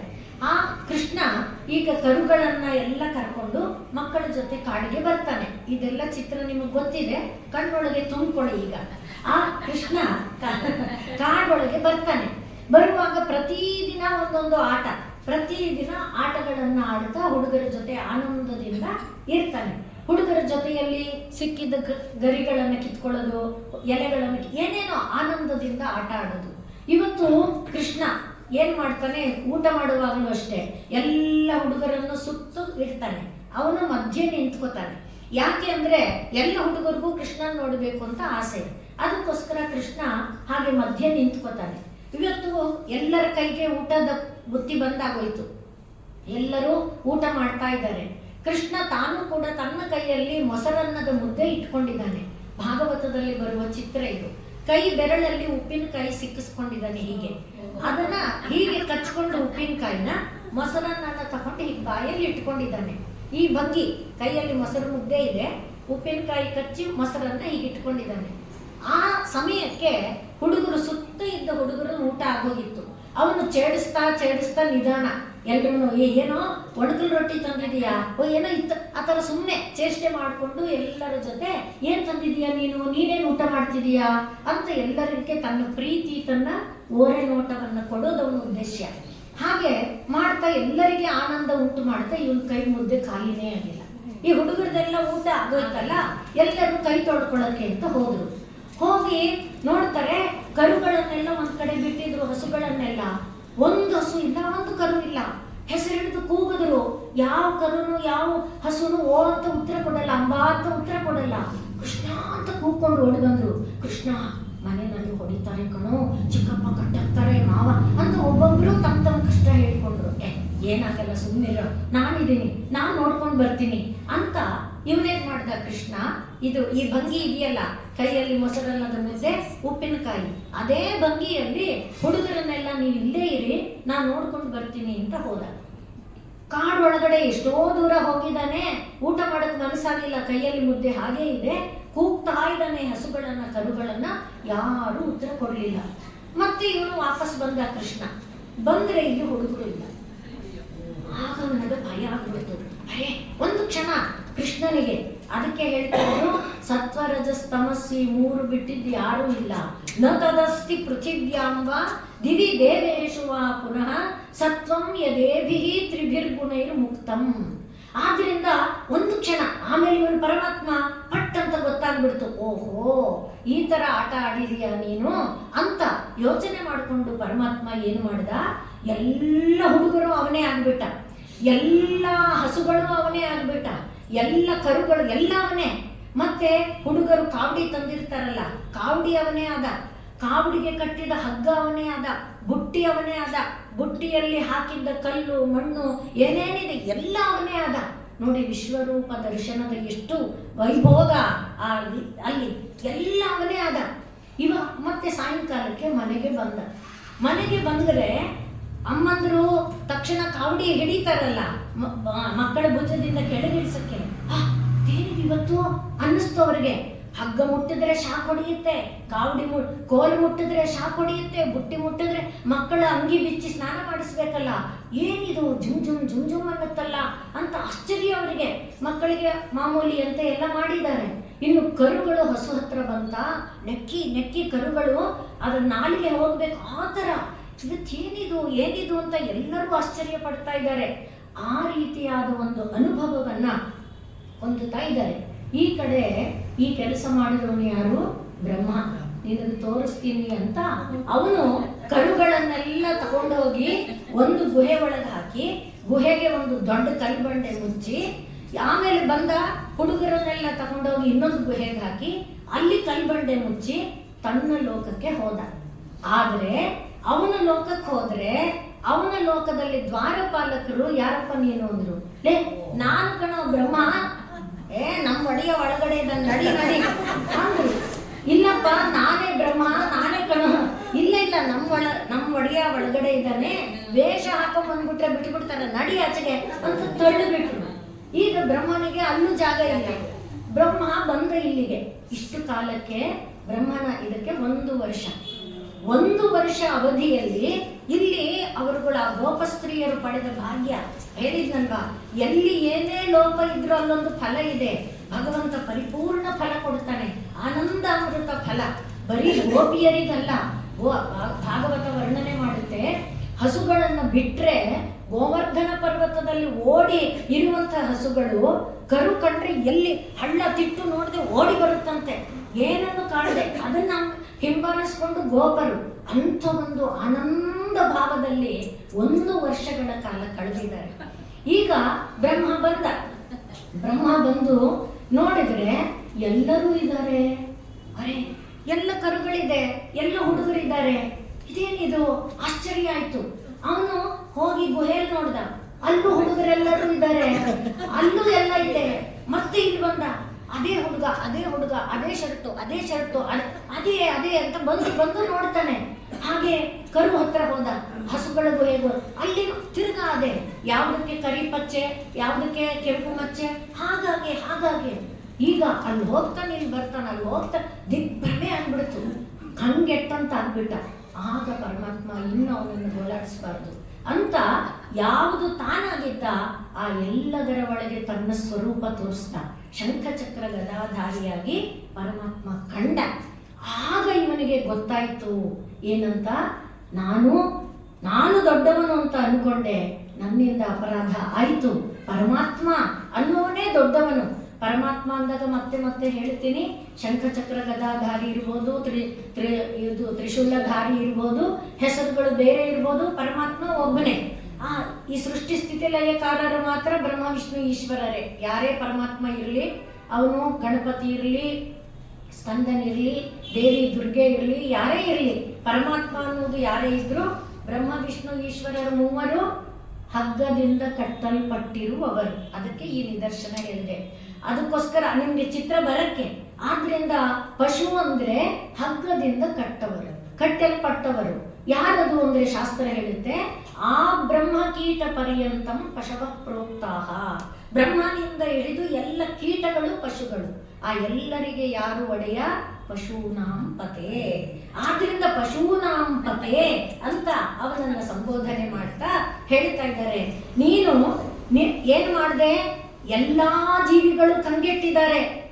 ಈಗ ಮತ್ತೆ ವಾಪಸ್ ಬನ್ನಿ ಸಮುದ್ರ ಮಥನಕ್ಕೆ. ಚಿತ್ರ ಚೇಂಜ್ ಆಯ್ತು. ಈಗ ಸಮುದ್ರ ಮಥನಕ್ಕೆ ಬಂದ್ರೆ ಎಲ್ಲರೂ ಕಂಗೆಟ್ಟು ಓಡ್ತಾ ಇದ್ದಾರಲ್ವಾ, ಆ ಓಡ್ತಾ ಇರೋರ್ನ ನೋಡಿ ಪಾಪ ಅನ್ನಿಸ್ತು ಶಿವನಿಗೆ. ಆದ್ರಿಂದ ಏನು ಮಾಡ್ದ? ಭಯಂಕರವಾದ ವಿಷಾನಿಲ ಬೆಂಕಿ ಉಗುಳ್ತಾ ಎಲ್ಲಾ ಕಡೆ ಹರಡಿದೆ. ಅದನ್ನ ಅವನು ಕೈಗೆ ತಗೊಂಡು ಬಾಯಿಗೆ ಹಾಕೊಳ್ಳಕ್ ಮುಂಚೆ ಅಮ್ಮನನ್ನ ಕೇಳ್ದ, ಏನಮ್ಮ ನಾನು ಇದನ್ನ ತಗೊಳ್ಬಹುದಾ ಅಂತ. ಸೌಂದರ್ಯ ಲಹರಿಯಲ್ಲಿ ಆಚಾರ್ಯರು ಹೇಳ್ತಾರೆ, ಧೈರ್ಯವಾಗಿ ತಗೋ, ಅಮ್ಮ ಅಮ್ಮ ಅಲ್ವಾ, ಎಲ್ಲ ಜೀವಿಗಳಿಗೆ ಅಮ್ಮ ಸಂರಕ್ಷಕಳು. ಆದ್ರಿಂದ ಧೈರ್ಯವಾಗಿ ತಗೋ, ನನ್ನ ಬೆಂಡೋಲೆಯ ಬಲದಿಂದ ನಾನು ಅದನ್ನ ಉಳಿಸ್ಕೊಳ್ತೇನೆ, ನನಗೆ ಶಕ್ತಿ ಇದೆ. ಇದು ಸೌಂದರ್ಯ ಲಹರಿಯಲ್ಲಿ ಆಚಾರ್ಯರು ಹೇಳ್ತಾರೆ. ಹಾಗಾಗಿ ತಗೋ ಅಂತ ಹೇಳಿದ ಮೇಲೆ ಶಿವ ಅದನ್ನ ತಗೊಂಡು ಬಿಟ್ಟ. ಹಾಗೆ ಅವನು ತಗೊಂಡಾಗ ತಗೊಂಡು ಎಲ್ಲ ಜೀವಿಗಳನ್ನ ಸರ್ವಾಮರ್ತ್ಯ ಪಲಾಯನ, ಅಮರ್ತ್ಯರು ಎಲ್ಲರೂ ಓಡ್ತಿದ್ದಾರೆ, ತಾನು ದೇವತೆಗಳೆಲ್ಲ. ಸರ್ವಾಮರ್ತ್ಯ ಪಲಾಯನ ಔಷಧಂ, ಔಷಧವಾಗಿ ನಿಂತವನು ಯಾರು? ನೀನು. ಅತಿ ಜ್ವಾಲಾಕರಂ ನಿಕ್ಷಿಪ್ತಂ ಗರಲಂ ಗಲೆ, ಗರಲ ವಿಷ, ಗಲೆ ಕುತ್ತಿಗೆಯಲ್ಲಿ ಅದನ್ನ ತಕೊಂಡು ಬಿಟ್ಟಿಯಲ್ಲ, ಇದಕ್ಕಿಂತ ದೊಡ್ಡ ಉಪಕಾರ ಬೇಕಾ ಸ್ವಾಮಿ? ನೀನು ಪರಮೋಪಕಾರಿ, ನೀನು ಪರಮ ದಯಾಮಯ ಅನ್ನೋದಕ್ಕೆ ಇದಕ್ಕಿಂತ ದೊಡ್ಡ ನಿದರ್ಶನ ಬೇಕಾ? ನಿನಗೆ ಕರುಣೆ ಇದೆ, ನಂಗೆ ಗೊತ್ತಿದೆ. ಕರುಣೆಯಿಂದ ನೀನೇನ್ ಮಾಡಬೇಕು? ತವಾಧೀನಂ ಕೃತ್ವ ಮಯಿ ನಿರಪರಾಧೆ ಕೃಪಾಂಕುರು. ನಾನು ನಿರಪರಾಧಿಯಾದವನು ನಾನು. ಯಾಕೆ? ನನಗೇನು ಗೊತ್ತಿಲ್ಲ. ನಡೆಸಿದ್ಯಾರು? ಸತ್ವ. ನಡೆಸಿದ್ಯಾರು? ರಜಸ್ಸು. ನಡೆಸಿದ್ಯಾರು? ತಮಸ್ಸು. ನಡೆಸಿದ್ಯಾರು? ಸತ್ವ ರಜಸ್ ತಮಸ್ಸಿಂದ ಕೂಡಿದ ಇಂದ್ರಿಯಗಳು, ಮನಸ್ಸು ಅಲ್ವಾ? ನಂಗೆ ಏನು ಗೊತ್ತಿಲ್ಲ. ಆ ಭಾವ ಬರಬೇಕು, ಆ ಭಾವ ಬರಬೇಕು ಮುಖ್ಯವಾಗಿ. ನಿರಪರಾಧೆ ಮಯಿ, ಆದ್ರಿಂದ ನಾನು ಅಪರಾಧಿ ಅಲ್ಲ. ಅದನ್ನೇ ದಾಸರು ಹೇಳ್ತಾರೆ, ಅಪರಾಧಿ ನಾನಲ್ಲ, ಈ ಅಪರಾಧ ಅಲ್ವೇ? ಆದ್ರೆ ಇವರೆಲ್ಲ ಅಪರಾಧಿ. ಆದ್ರಿಂದ ನೀನು ನಿರಪರಾಧೆ ಮಯಿ ಕೃಪಾಂಕುರು, ನಿರಪರಾಧಿಯಾದ ನನ್ನೊಳಗೆ ನೀನು ಕೃಪೆ ಮಾಡಪ್ಪ ಸ್ವಾಮಿ ಅಂತ ಕೇಳುವಾಗ, ನೀನು ನನಗಾಗಲ್ಲ, ನನಗೆ ಕರುಣೆ ಇಲ್ಲ ಅನ್ನೋಕ್ಕೆ ವಿಷಯ ಇಲ್ಲ. ಎಂಥ ಕರುಣಾಮಯ! ಇದಕ್ಕಿಂತ ದೊಡ್ಡ ನಿದರ್ಶನ ಬೇಕಾ? ನಾಲಂವಾ ಪರಮೋಪಕಾರವಿದಂ. ಇದಕ್ಕಿಂತ ಅಲಂ ಅಂದ್ರೆ ಸಾಲದ ಅಂತ, ಅಲಂ ಅಂದ್ರೆ ಸಾಲದ. ಇದಕ್ಕಿಂತ ದೊಡ್ಡ ನಿದರ್ಶನ ಬೇಕಾ ಸ್ವಾಮಿ? ನೀನೆಂಥ ಕರುಣಾಮಯ ನನಗೆ ಗೊತ್ತಿದೆ. ಯಾರು ನಿನ್ನೇನು ಕೇಳಲಿಲ್ಲ, ಎಲ್ಲ ಹೆದರಿ ಕಂಗೆಟ್ಟಿ ಓಡ್ತಿರುವಾಗ ನೀನೇ ಬಂದೆ, ಆ ವಿಷವನ್ನ ತಗೊಂಡೆ. ತಗೊಳ್ಳುವಾಗ್ಲೂ ಮತ್ತೆ ನಿನ್ನ ಕರುಣೆ ಅಮ್ಮನ ಮೇಲೆ ಹೋಯ್ತು. ಅಮ್ಮನನ್ನು ಕೇಳಿದೆ, ತಗೋ ನಾನಿದ್ದೇನೆ ಅಂದ್ಲು ಅಮ್ಮ. ಪಾತಿವ್ರತ್ಯದ ಪ್ರಭಾವ ಭಾರತದಲ್ಲಿ ಬೇಕಾದ ನಿದರ್ಶನಗಳಿದೆ. ಅಮ್ಮ ನಮ್ಮೆಲ್ಲರಿಗೆ ಆದರ್ಶ. ಪತಿವ್ರತ ಅಂದ್ರೆ ಇತ್ತೀಚಿನ ಜನರಲ್ಲಿ ಯಾರು ಪುರುಷ ಅಂತ ನಮ್ಮ ಪಕ್ಕದಲ್ಲಿದ್ದಾರೆ ಅವರಿಗೆ ಅನುಸರಿಸ್ಕೊಂಡಿರ್ಬೇಕಾ, ಅದ್ಯಾಕೆ ಅಂತ ಅಲ್ಲ. ಈಗ ನಾವು ಹೇಳಿದ್ವಲ್ಲ, ಸತ್ವರಜಸ್ ತಮಸ್ಸುಗಳ ಅಧೀನವಾಗದ ಒಂದು ಬದುಕು. ಅವ್ರ ಪಕ್ಕದವರು ಯಾರೇ ಆಗಿರಲಿ, ಚೈತನ್ಯ ಮಹಾಪ್ರಭುಗಳು ಅಂತ ಭಕ್ತಿ ಪಂಥದಲ್ಲಿ ಮಹಾಮಹಿಮರು, ಅವರು ಹೇಳ್ತಾರೆ ಏನಂತ, ಒಂದು ನಿಮಿಷ ಒಂಚೂರು ಮತ್ತೆ ಡಿವಿಯೇಟ್ ಆಗ್ತೀನಿ. ದೇವರ ನಾಮ ಸಂಕೀರ್ತನೆಯ ಬಲವನ್ನ ಹೇಳುವಾಗ ಹೇಳ್ತಾರೆ, ಚೇತೋ ದರ್ಪಣ ಮಾರ್ಜನಂ ಭವಮಹಾ ದಾವಾಗ್ನಿ ನಿರ್ವಾಪಣಂ. ಚೇತಸ್ಸನ್ನುವ ಕನ್ನಡಿ ತೊಳೆಯೋದಕ್ಕೆ ಇರುವುದು ಒಂದೇ, ಏನದು? ಶ್ರೀಕೃಷ್ಣ ಸಂಕೀರ್ತನ, ಭಗವನ್ನಾಮ ಸಂಕೀರ್ತನೆ. ಭವಮಹಾ ದಾವಾಗ್ನಿ ನಿರ್ವಾಪಣಂ, ಭವ ಎನ್ನುವ ಕಾಡ್ಗಿಚ್ಚನ್ನ ಅಳಿಸಿ ಹಾಕಬಲ್ಲಂಥದ್ದು. ಶ್ರೇಯಕ್ಕೈರವ ಚಂದ್ರಿಕಾ ವಿತರಣಂ, ಶ್ರೇಯಸ್ಸನ್ನುವ ಬೆಳದಿಂಗಳನ್ನು ಕೊಡುವಂಥದ್ದು. ಸರ್ವಾತ್ಮ ಸ್ನಾಪನಂ, ಯಾವ ರೀತಿ ಸ್ನಾನ ಬೇಕು ನಿಮಗೆ? ಪುಷ್ಕರ ಸ್ನಾನ ಬೇಕಾ? ಯಾವುದು ಇದರ ಕುಂಭಮೇಳದ ಸ್ನಾನ ಬೇಕಾ? ಯಾವ ಸ್ನಾನ ಬೇಕು? ಎಲ್ಲ ಸ್ನಾನ ಭಗವನ್ನಾಮ ಸಂಕೀರ್ತನೆ. ಮನೆಯಲ್ಲಿ ಇದ್ಕೊಂಡು ಭಗವನ್ನಾಮ ಸಂಕೀರ್ತನೆ ಮಾಡಿದ್ರೆ ಗಂಗೆ ಸ್ನಾನವೂ ಅದೇ, ಗೋದಾವರಿ ಸ್ನಾನವೂ ಅದೇ, ಯಾವುದು ಬದರಿ ಕ್ಷೇತ್ರ ದರ್ಶನ ಯಾವುದಾದ್ರೂ ಅದೇ, ಗಯಾ ಕ್ಷೇತ್ರ ಇರಲಿ, ತ್ರಿವೇಣಿ ಸಂಗಮ ಇರಲಿ, ಎಲ್ಲ ಭಗವನ್ನಾಮ ಸಂಕೀರ್ತನೆ ಅಂತ ಹೇಳುವುದರಲ್ಲಿ ಕೊನೆಯಲ್ಲಿ ಹೇಳ್ತಾರೆ ಏನಂತ, ಭಗವಂತ ನನ್ನನ್ನ ಏನು ಬೇಕಾದರೂ ಮಾಡಲಿ, ಆಕೃಷ್ಯಮಾಂ ನನ್ನನ್ನ ಪರಿರಂಭಯತು, ತಗೊಂಡು ಆಲಿಂಗನ ಬೇಕಾದ್ರೆ ಮಾಡ್ಕೊಳ್ಳಿ, ಬೇಡ ಕಾಲಡಿಲಿ ಹಾಕಿ ಹೊಸಕಿ ಅಪ್ಪಚ್ಚಿ ಮಾಡಾಕ್ಲಿ, ಏನು ಬೇಕಾದರೂ ಮಾಡಲಿ, ಯಥಾ ತಥಾವ ವಿದಧಾತು ಮತ್ತು ಪ್ರಾಣನಾಥಸ್ತು ಸಯೇವ. ಅದು ಪಾತಿವ್ರತ್ಯ ಅಂದ್ರೆ. ಈಗ ಅರ್ಥ ಆಗ್ತಾ ಇದೆ ಅಲ್ವಾ? ಅದನ್ನ ನಾವು ಭೌತಿಕದಲ್ಲೂ ಇಟ್ಕೊಂಡಿದ್ದೇವೆ ಒಂದು ಕಾಲ ಪರ್ಯಂತದವರೆಗೆ. ಪತಿಯಾದವನು ಏನು ಮಾಡಿದ್ರು ಅದು ನಮಗೆ ಆ ಭಾವದಲ್ಲಿಲ್ಲ. ಏನದು ಈಗ ಹೇಳಿದ್ವಲ್ಲ, ಮತ್ ಪ್ರಾಣನಾಥಸ್ತು ಸಯೇವ, ನನ್ನ ಪ್ರಾಣನಾಥ ನನ್ನ ಹಾಕಿ ಹೊಸಕಾಕ್ಲಿ, ಏನು ಬೇಕಾದರೂ ಮಾಡಲಿ ಅಂತ ಪಾತಿವ್ರತ್ಯಕ್ಕೆ ಎಷ್ಟು ನಿದರ್ಶನಗಳಿದೆ. ನಾವು ಬೇಕಾದ ನಿದರ್ಶನಗಳನ್ನು ನೋಡ್ತೇವೆ. ಅದರಲ್ಲಿ ಒಂದು ಭೌತಿಕವಾದ ನಿದರ್ಶನವನ್ನು ಹೇಳ್ತೇನೆ. ಭೋಜನ 10ನೇ ಶತಮಾನದಲ್ಲಿ ಭೋಜರಾಜನ ಕಾಲದಲ್ಲಿ ನಡೆದಂಥ ಒಂದು ಘಟನೆ ಅಂತ ಬರೀತಾರೆ. ಒಬ್ಬಳು ಪತ್ನಿ ಮನೆ ಹೀಗೆ ಸಂಜೆ ರಾತ್ರಿ ಆಗಿದೆ, ಪತ್ನಿಯ ತೊಡೆಯ ಮೇಲೆ ಪತಿ ತಲೆ ಇಟ್ಕೊಂಡು ಮಲಗಿದ್ದಾರೆ. ಅವರ ಎದುರಿನಲ್ಲಿ ಒಂದು ಮಗು ಚಾಪೆ ಮೇಲೆ ಮಲ್ಕೊಂಡಿದೆ. ಮಗು ಇನ್ನು ವರ್ಷ ತುಂಬಿಲ್ಲ ಅಂತ ಸಣ್ಣ ಮಗು. ರಾಜ ದಾರಿನಲ್ಲಿ ಬರ್ತಾ ಇದ್ದವನು ಈ ಮನೆ ಒಳಗೆ ದೀಪ ಉರಿತಾ ಇರೋದು ಏನೋ ಇಕ್ಕಟ್ಟಿದೆ ಅಂತ ಅನ್ನಿಸಿ ಕಿಟಕಿ ಒಳಗೆ ಹೀಗೆ ಇಣುಕದ. ನೋಡಿದರೆ ಅವನಿಗೊಂದು ಆಶ್ಚರ್ಯ ಘಟನೆ ನಡೀತಾ ಇರೋದು ಕಾಣಿಸ್ತಾ ಇದೆ. ಏನಪ್ಪ ಅದನ್ನು ನೋಡ್ತಾ ಅವನು ನೋಡ್ತಿದ್ದಾನೆ. ಈ ಪತಿ ತಲೆನೋವು ಏನೋ ಬಾಧೆಯಿಂದ ಪತ್ನಿಯ ಮಡಿಲಲ್ಲಿ ತಲೆ ಇಟ್ಕೊಂಡು ಮಲಗಿದ್ದಾನೆ. ಮಗುಗೆ ಎಚ್ಚರ ಆಗ್ಬಿಡ್ತು. ಎಚ್ಚರ ಆದ ಮಗು ಅಂಬೆಗಾಲು ಇಟ್ಕೊಂಡು ಹೊರಡ್ತು. ಏನಾಗಿದೆ, ಆ ಕಾಲದಲ್ಲೆಲ್ಲ ಈ ಕೋಡೊಲೆಗಳು ಎಲ್ಲ ಇರ್ತಿತ್ತಲ್ಲ, ಆ ಒಲೆಯಲ್ಲಿ ಬೆಂಕಿ ಉರಿತಾ ಇದೆ, ಅದನ್ನ ಆರಿಸುವಂಥದ್ದು ಏನಿಲ್ಲ. ಆ ಪಾಪು ಅಂಬೆಗಾಲು ಇಟ್ಕೊಂಡು ಅದೇನೋ ಪಳಪಳ ಕೆಂಪು ಕಾಣ್ತಿದೆ ಅಂತ ಆ ಕಡೆ ಹೋಗ್ತಾ ಇದೆ. ನಾವೆಲ್ಲಾದ್ರೂ ಏನ್ ಮಾಡ್ತೀವಿ, ಫಟ್ ಅಂತ ಎದ್ಕೊಳ್ತೇವೆ. ಆದರೆ ಆಕೆ ಹೇಳಲಿಲ್ಲ, ಅದನ್ನ ಹೇಳಲಿಲ್ಲ. ಏನ್ ಮಾಡಿದ್ಲು, ಹೇ ಅಗ್ನಿದೇವ, ನೀನು ಎಲ್ಲರ ಹೃದಯದಲ್ಲಿ ಎಲ್ಲರ ಶರೀರದೊಳಗಿದ್ದಾನಲ್ವಾ, ಅಹಂ ವೈಶ್ವಾನರೋ ಭೂತ್ವ ಪ್ರಾಣಿನಾಂ ದೇಹಮಾಶ್ರಿತ. ಆದ್ರಿಂದ ನೀನು ಅಗ್ನಿದೇವನಾಗಿ ಎಲ್ಲರ ಒಳಗಿದೀಯಪ್ಪ, ನಿನಗೆ ಸರ್ವಕರ್ಮ ಸಾಕ್ಷಿ ನೀನು. ನಾನು ಯಾತಕ್ಕೆ ಹೇಳ್ತಾ ಇಲ್ಲ ನಿನಗೆ ಗೊತ್ತಿದೆ. ಆ ಕಂದನನ್ನು ರಕ್ಷಿಸೋ ಭಾಗ ನಿನ್ನದು ದೇವರೇ ಅಂತ ಕೈ ಮುಕ್ಕೊಂಡು ಸುಮ್ಮನಿದ್ದು ಬಿಡ್ಲು. ರಾಜ ಆಶ್ಚರ್ಯ, ಯಾರಿಗಾದ್ರೂ ಆಶ್ಚರ್ಯ ಆಗಲ್ವ, ಇದೇನು ಹೃದಯ ಇರೋಳ ಇವಳು, ಅವನಾದ್ರೆ ವಯಸ್ಸಾಗಿರೋನು ಎತ್ತವನನ್ನು ಎಬ್ಬರ್ಸೋದು ಬಿಟ್ಟು ಏನೋ ಅರಿಯದು ಅನ್ಸುತ್ತೆ ತಾನೆ. ಆದ್ರೆ ಇವಳು ಕೈ ಮುಕ್ಕೊಂಡು ದೇವರನ್ನು ಬೇಡ್ತಾ ಇದ್ದಾಳೆ. ಮಗು ಹೋಗಿ ಬೆಂಕಿ ಒಳಗೆ ಕೈ ಇಟ್ಟರು ಏನೂ ಆಗಲಿಲ್ಲ. ಅದನ್ನ ರಾಜ ಹೇಳ್ತಾನೆ, ಹುತಾಶನಃ ಚಂದನ ಪಂಕ ಶೀತಲಃ. ಬೆಂಕಿ ಶ್ರೀಗಂಧದ ಉಂಡೆ ತರ ತಂಪುಗಿತ್ತಂತೆ ಆ ಕಂದನಿಗೆ. ಅದನ್ನ ಹೇಳ್ತಾರೆ, ಏನು ಸುತಂ ಪತಂತಂ ಪ್ರಸಮೀಕ್ಷ್ಯ ಪಾವಕೆ. ಮಗು ಬೆಂಕಿಯಲ್ಲಿ ಬೀಳೋದನ್ನು ನೋಡ್ತಾ ಪ್ರಬೋಧಯ ಮಾಸ ಪತಿಂ ನ ಪತಿವ್ರತ. ಪತಿವ್ರತೆ ಪತಿಯನ್ನ ಎಬ್ಬಿಸ್ಲಿಲ್ಲ, ಆದ್ರೆ ಏನ್ ಮಾಡಿದ್ಲು, ಪ್ರಾರ್ಥನೆ ಮಾಡಿದ್ಲು. ತದಾ ಭವತ್ ತತ್ ಪತಿಭಕ್ತಿ ಗೌರವಾತ್. ಅವಳು ಪತಿಯಲ್ಲಿ ಹೊಂದಿದ ಪತಿಭಕ್ತಿಯ ಗೌರವದಿಂದ ಏನು ಹುತಾಶನಃ ಚಂದನ ಪಂಕ ಶೀತಲಃ. ಅಂದ್ರೆ ಪಾತಿವ್ರತ್ಯದ ಮಹಿಮೆ ಅಷ್ಟು ದೊಡ್ಡದು. ನಾವು ಸುಶೀಲೆ ಬೇಕಾದಷ್ಟು ನಿದರ್ಶನಗಳಿದೆ. ನೀವು ಕೇಳಿರುವುದು ಅನಸೂಯ ಕೇಳಿರ್ತೀರಿ. ಅನಸೂಯೆಯ ಸಹೋದರಿ ಸುಶೀಲೆ. ಆ ಸುಶೀಲೆ ಕೂಡ ಅತ್ಯಂತ ಪತಿವ್ರತೆಯಾಗಿರ್ತಾಳೆ. ಈಗ ನಾ ಹೇಳಿದ್ನಲ್ವಾ, ಪತಿಯಾದವನಿಗೆ ಏನು ಬೇಕಾದರೂ ಮಾಡಲಿ, ಮತ್ ಪ್ರಾಣನಾಥಸ್ತು ಸಯೇವ ಅನ್ನೋ ಒಂದು ಭಾವದಲ್ಲಿ. ಇವಳ ಪತಿ ಸ್ವಲ್ಪ ದುರಭ್ಯಾಸಗಳೆಲ್ಲ ಇದ್ದಂಥ ಪತಿ, ಬೇರೆ ಬೇರೆ ಎಲ್ಲ ಚಟಗಳಿದ್ದಂಥವನಾಗಿರ್ತಾನೆ. ಕೊನೆಗೆ ಅವನ ಶರೀರ ಎಲ್ಲ ಕೊಳೆತು ಆಗೋಗಿರುತ್ತೆ, ಹೊಲಸು. ಅಂಥ ಶರೀರ ಇದ್ರೂ ಕೂಡ ಅವನಿಗೆ ಆ ಹೊತ್ತಿಗೆ ತಾನು ಎಲ್ಲಿ ಹೋಗಬೇಕು ಅಲ್ಲಿ ಹೋಗಬೇಕು, ಆ ಚಾಪಲ್ಯ. ಇವಳನ್ನ ನಡೆಯಕ್ಕಾಗಲ್ಲ. ಈಗ ಶರೀರ ಕೊಳಚು ಎಲ್ಲ ಹಾಳಾಗ್ಬಿಟ್ಟಿದೆ. ಇವಳು ಬುಟ್ಟಿಯಲ್ಲಿ ತನ್ನ ಪತಿಯನ್ನ ಹೊತ್ಕೊಂಡು ಹೋಗ್ತಾ ಇದ್ದಾಳೆ. ಬೇಗ ಹೋಗು, ಬೇಗ ಹೋಗು, ಹೋಗು ಹೋಗು ಅಂತ ಇವನು ಬೇಗ ಹೋಗಬೇಕು ಅಂತ. ಕೊಳೆತ ಶರೀರವನ್ನು ಯಾರು ಆಧರಿಸ್ತಾರಲ್ವೇ, ಆದ್ರೆ ಇವನಿಗೆ ಒಳಗಿನ ಮೇಲೆ ಹೇಳಿದ್ವಲ್ಲ ಚೇತಶ್ಚೋರ, ಆ ಬುದ್ಧಿ ಅದು ತಳ್ಳುತ್ತಾ ಇದೆ. ಆದ್ರಿಂದ ಇವನು ಆತುರ ಮಾಡ್ತಾ ಇದ್ದಾನೆ. ಪಾಪ ಇವಳು ದಾಪಗಾಲ ಹಾಕೊಂಡು ಬರ್ತಾ ಇದ್ದಾಳೆ. ಮುಸ್ಸಂಜೆ ಹೊತ್ತಾಗಿದೆ. ಒಬ್ಬ ಋಷಿ ತಾನು ಅರ್ಘ್ಯಾದಿಗಳನ್ನ ಕೊಟ್ಟು ವಾಪಸ್ಸು ನದಿಯಿಂದ ಬರ್ತಾ ಇದ್ದಾನೆ.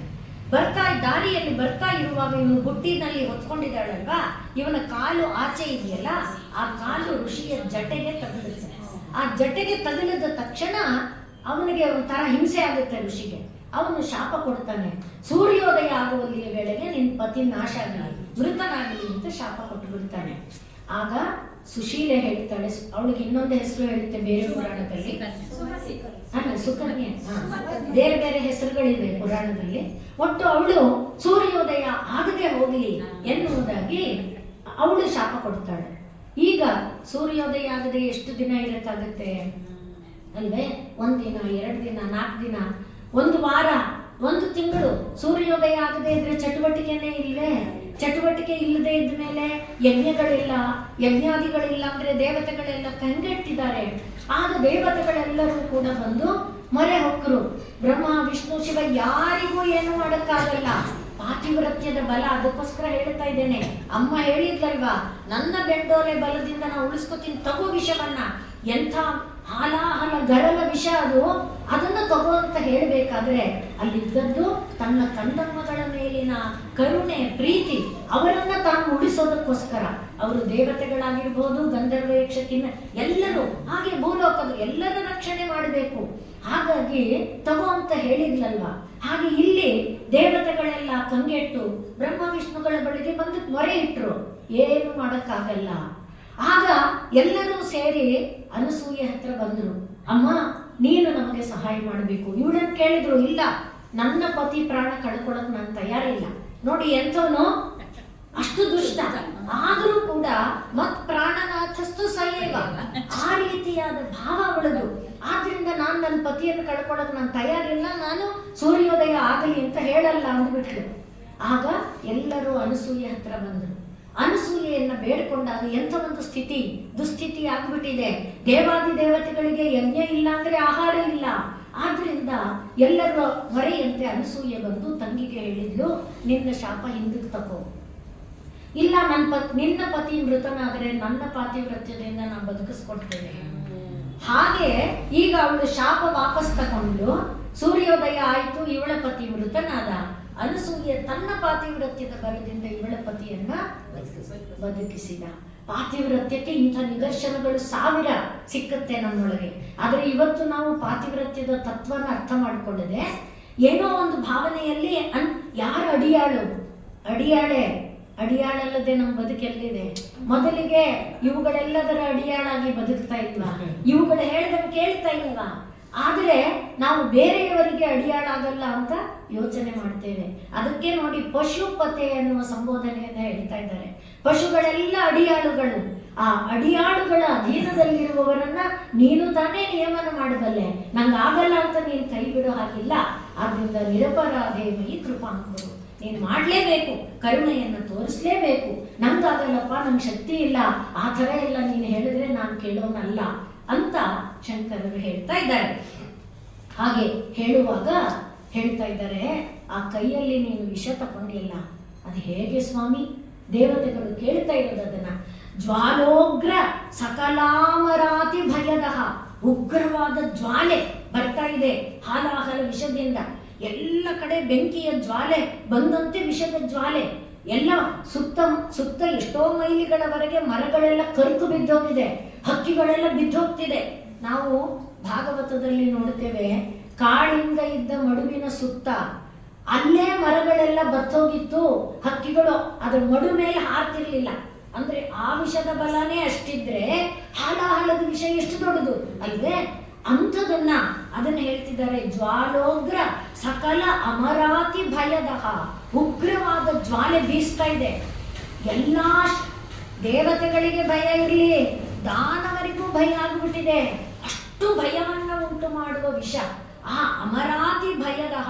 ಕ್ಷೇಲ ಅಂದ್ರೆ ವಿಷ, ಗರಲ ಅಂದ್ರೆ ವಿಷ. ಅದನ್ನ ಕಥಂ ವಾ ತ್ವಯ ದುಷ್ಟ, ನೀವು ಕಣ್ಣಲ್ಲಿ ನೋಡಿದ್ದಾದ್ರೂ ಹೇಗೆ ಸ್ವಾಮಿ?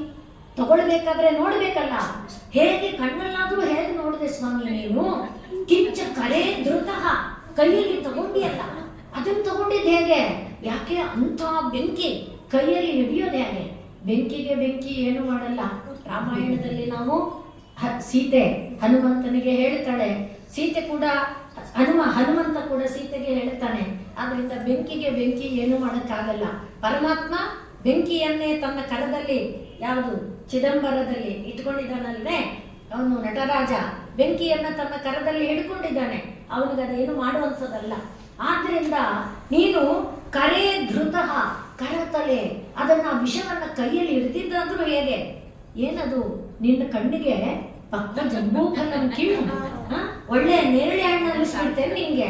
ಆ ಒಳ್ಳೆ ನೇರಳೆ ಹಣ್ಣು ತರ ಪಕ್ಕ ಜಂಬೂ ಫಲಂ ಕಿವು ಕೈಯಲ್ಲಿ ಹಿಡ್ಕೊಂಡಿಯಲ್ಲ, ಹಾಗೆ ಬಾಯಿಗೂ ಹಾಕೊಂಡಿಯಲ್ಲ. ಅದೇನು ಸಿದ್ಧ ಗುಟಿಕ, ಸಿದ್ಧರು ಕೊಟ್ಟ ಗುಳಿಗೆ ಮಾತ್ರನಾ ನಾಲ್ಗೆ ಮೇಲೆ ಹಾಕೊಂಡ್ಬಿಟ್ಟಿಯಲ್ಲ. ಅಂದ್ರೆ ಆ ಥರ ಪರಮಾತ್ಮನಿಗೆ ಯಾವುದು ಅಸಂಭವ ಅಂತ ಕೇಳ್ತಿದ್ದಾರೆ.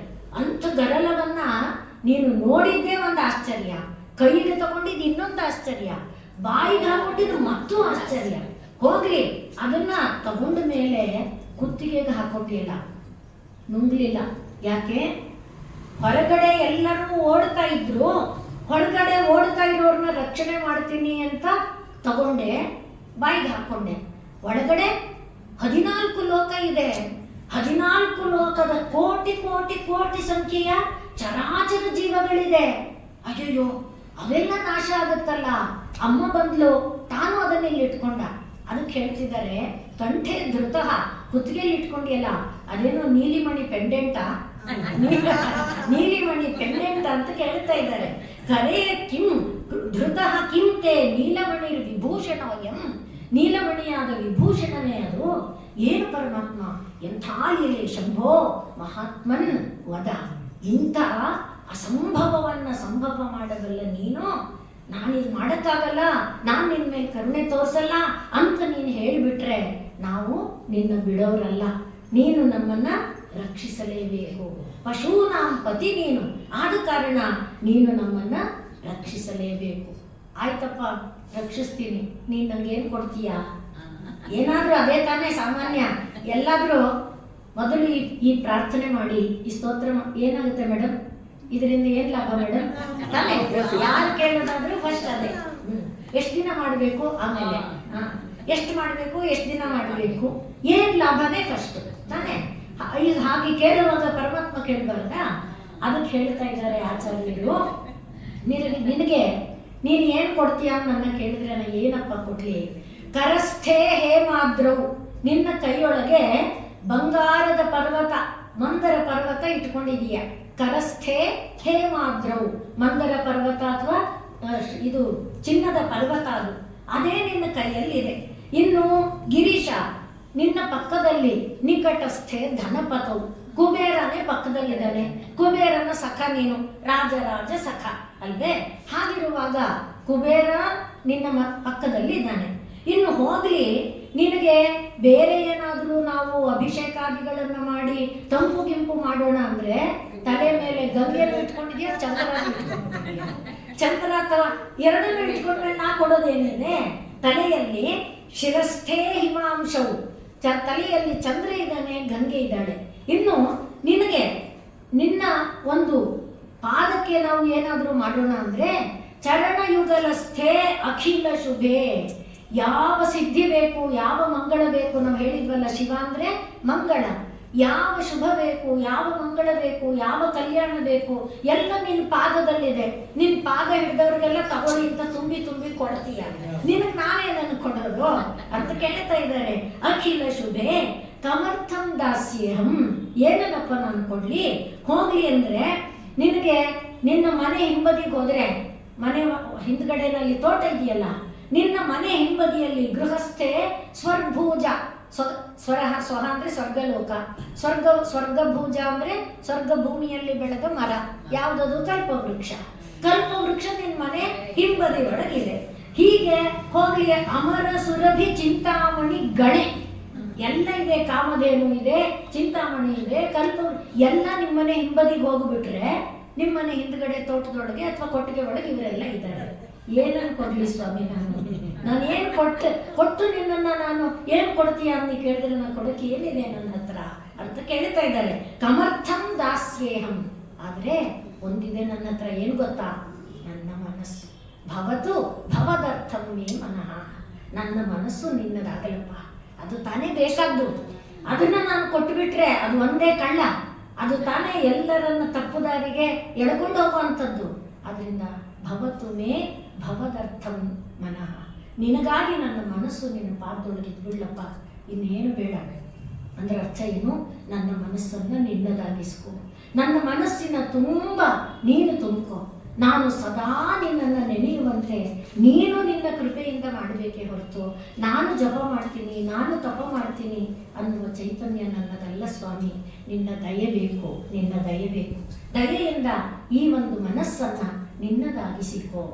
ಅದಕ್ಕೆ ನಾವು ನಿಕಟಸ್ಥೆ ಕುಬೇರ ಅಂತ ಹೇಳುವಾಗ, ಏನು ನಿಕಟಸ್ಥೆ ಧನಪತವು ಅಂತ ಹೇಳುವಾಗ, ಆ ಧನಪತಿ ಕೂಡ ಒಂದು ಕಾಲದಲ್ಲಿ ದಟ್ಟ ದರಿದ್ರನಾದ ಒಂದು ಹುಡುಗ.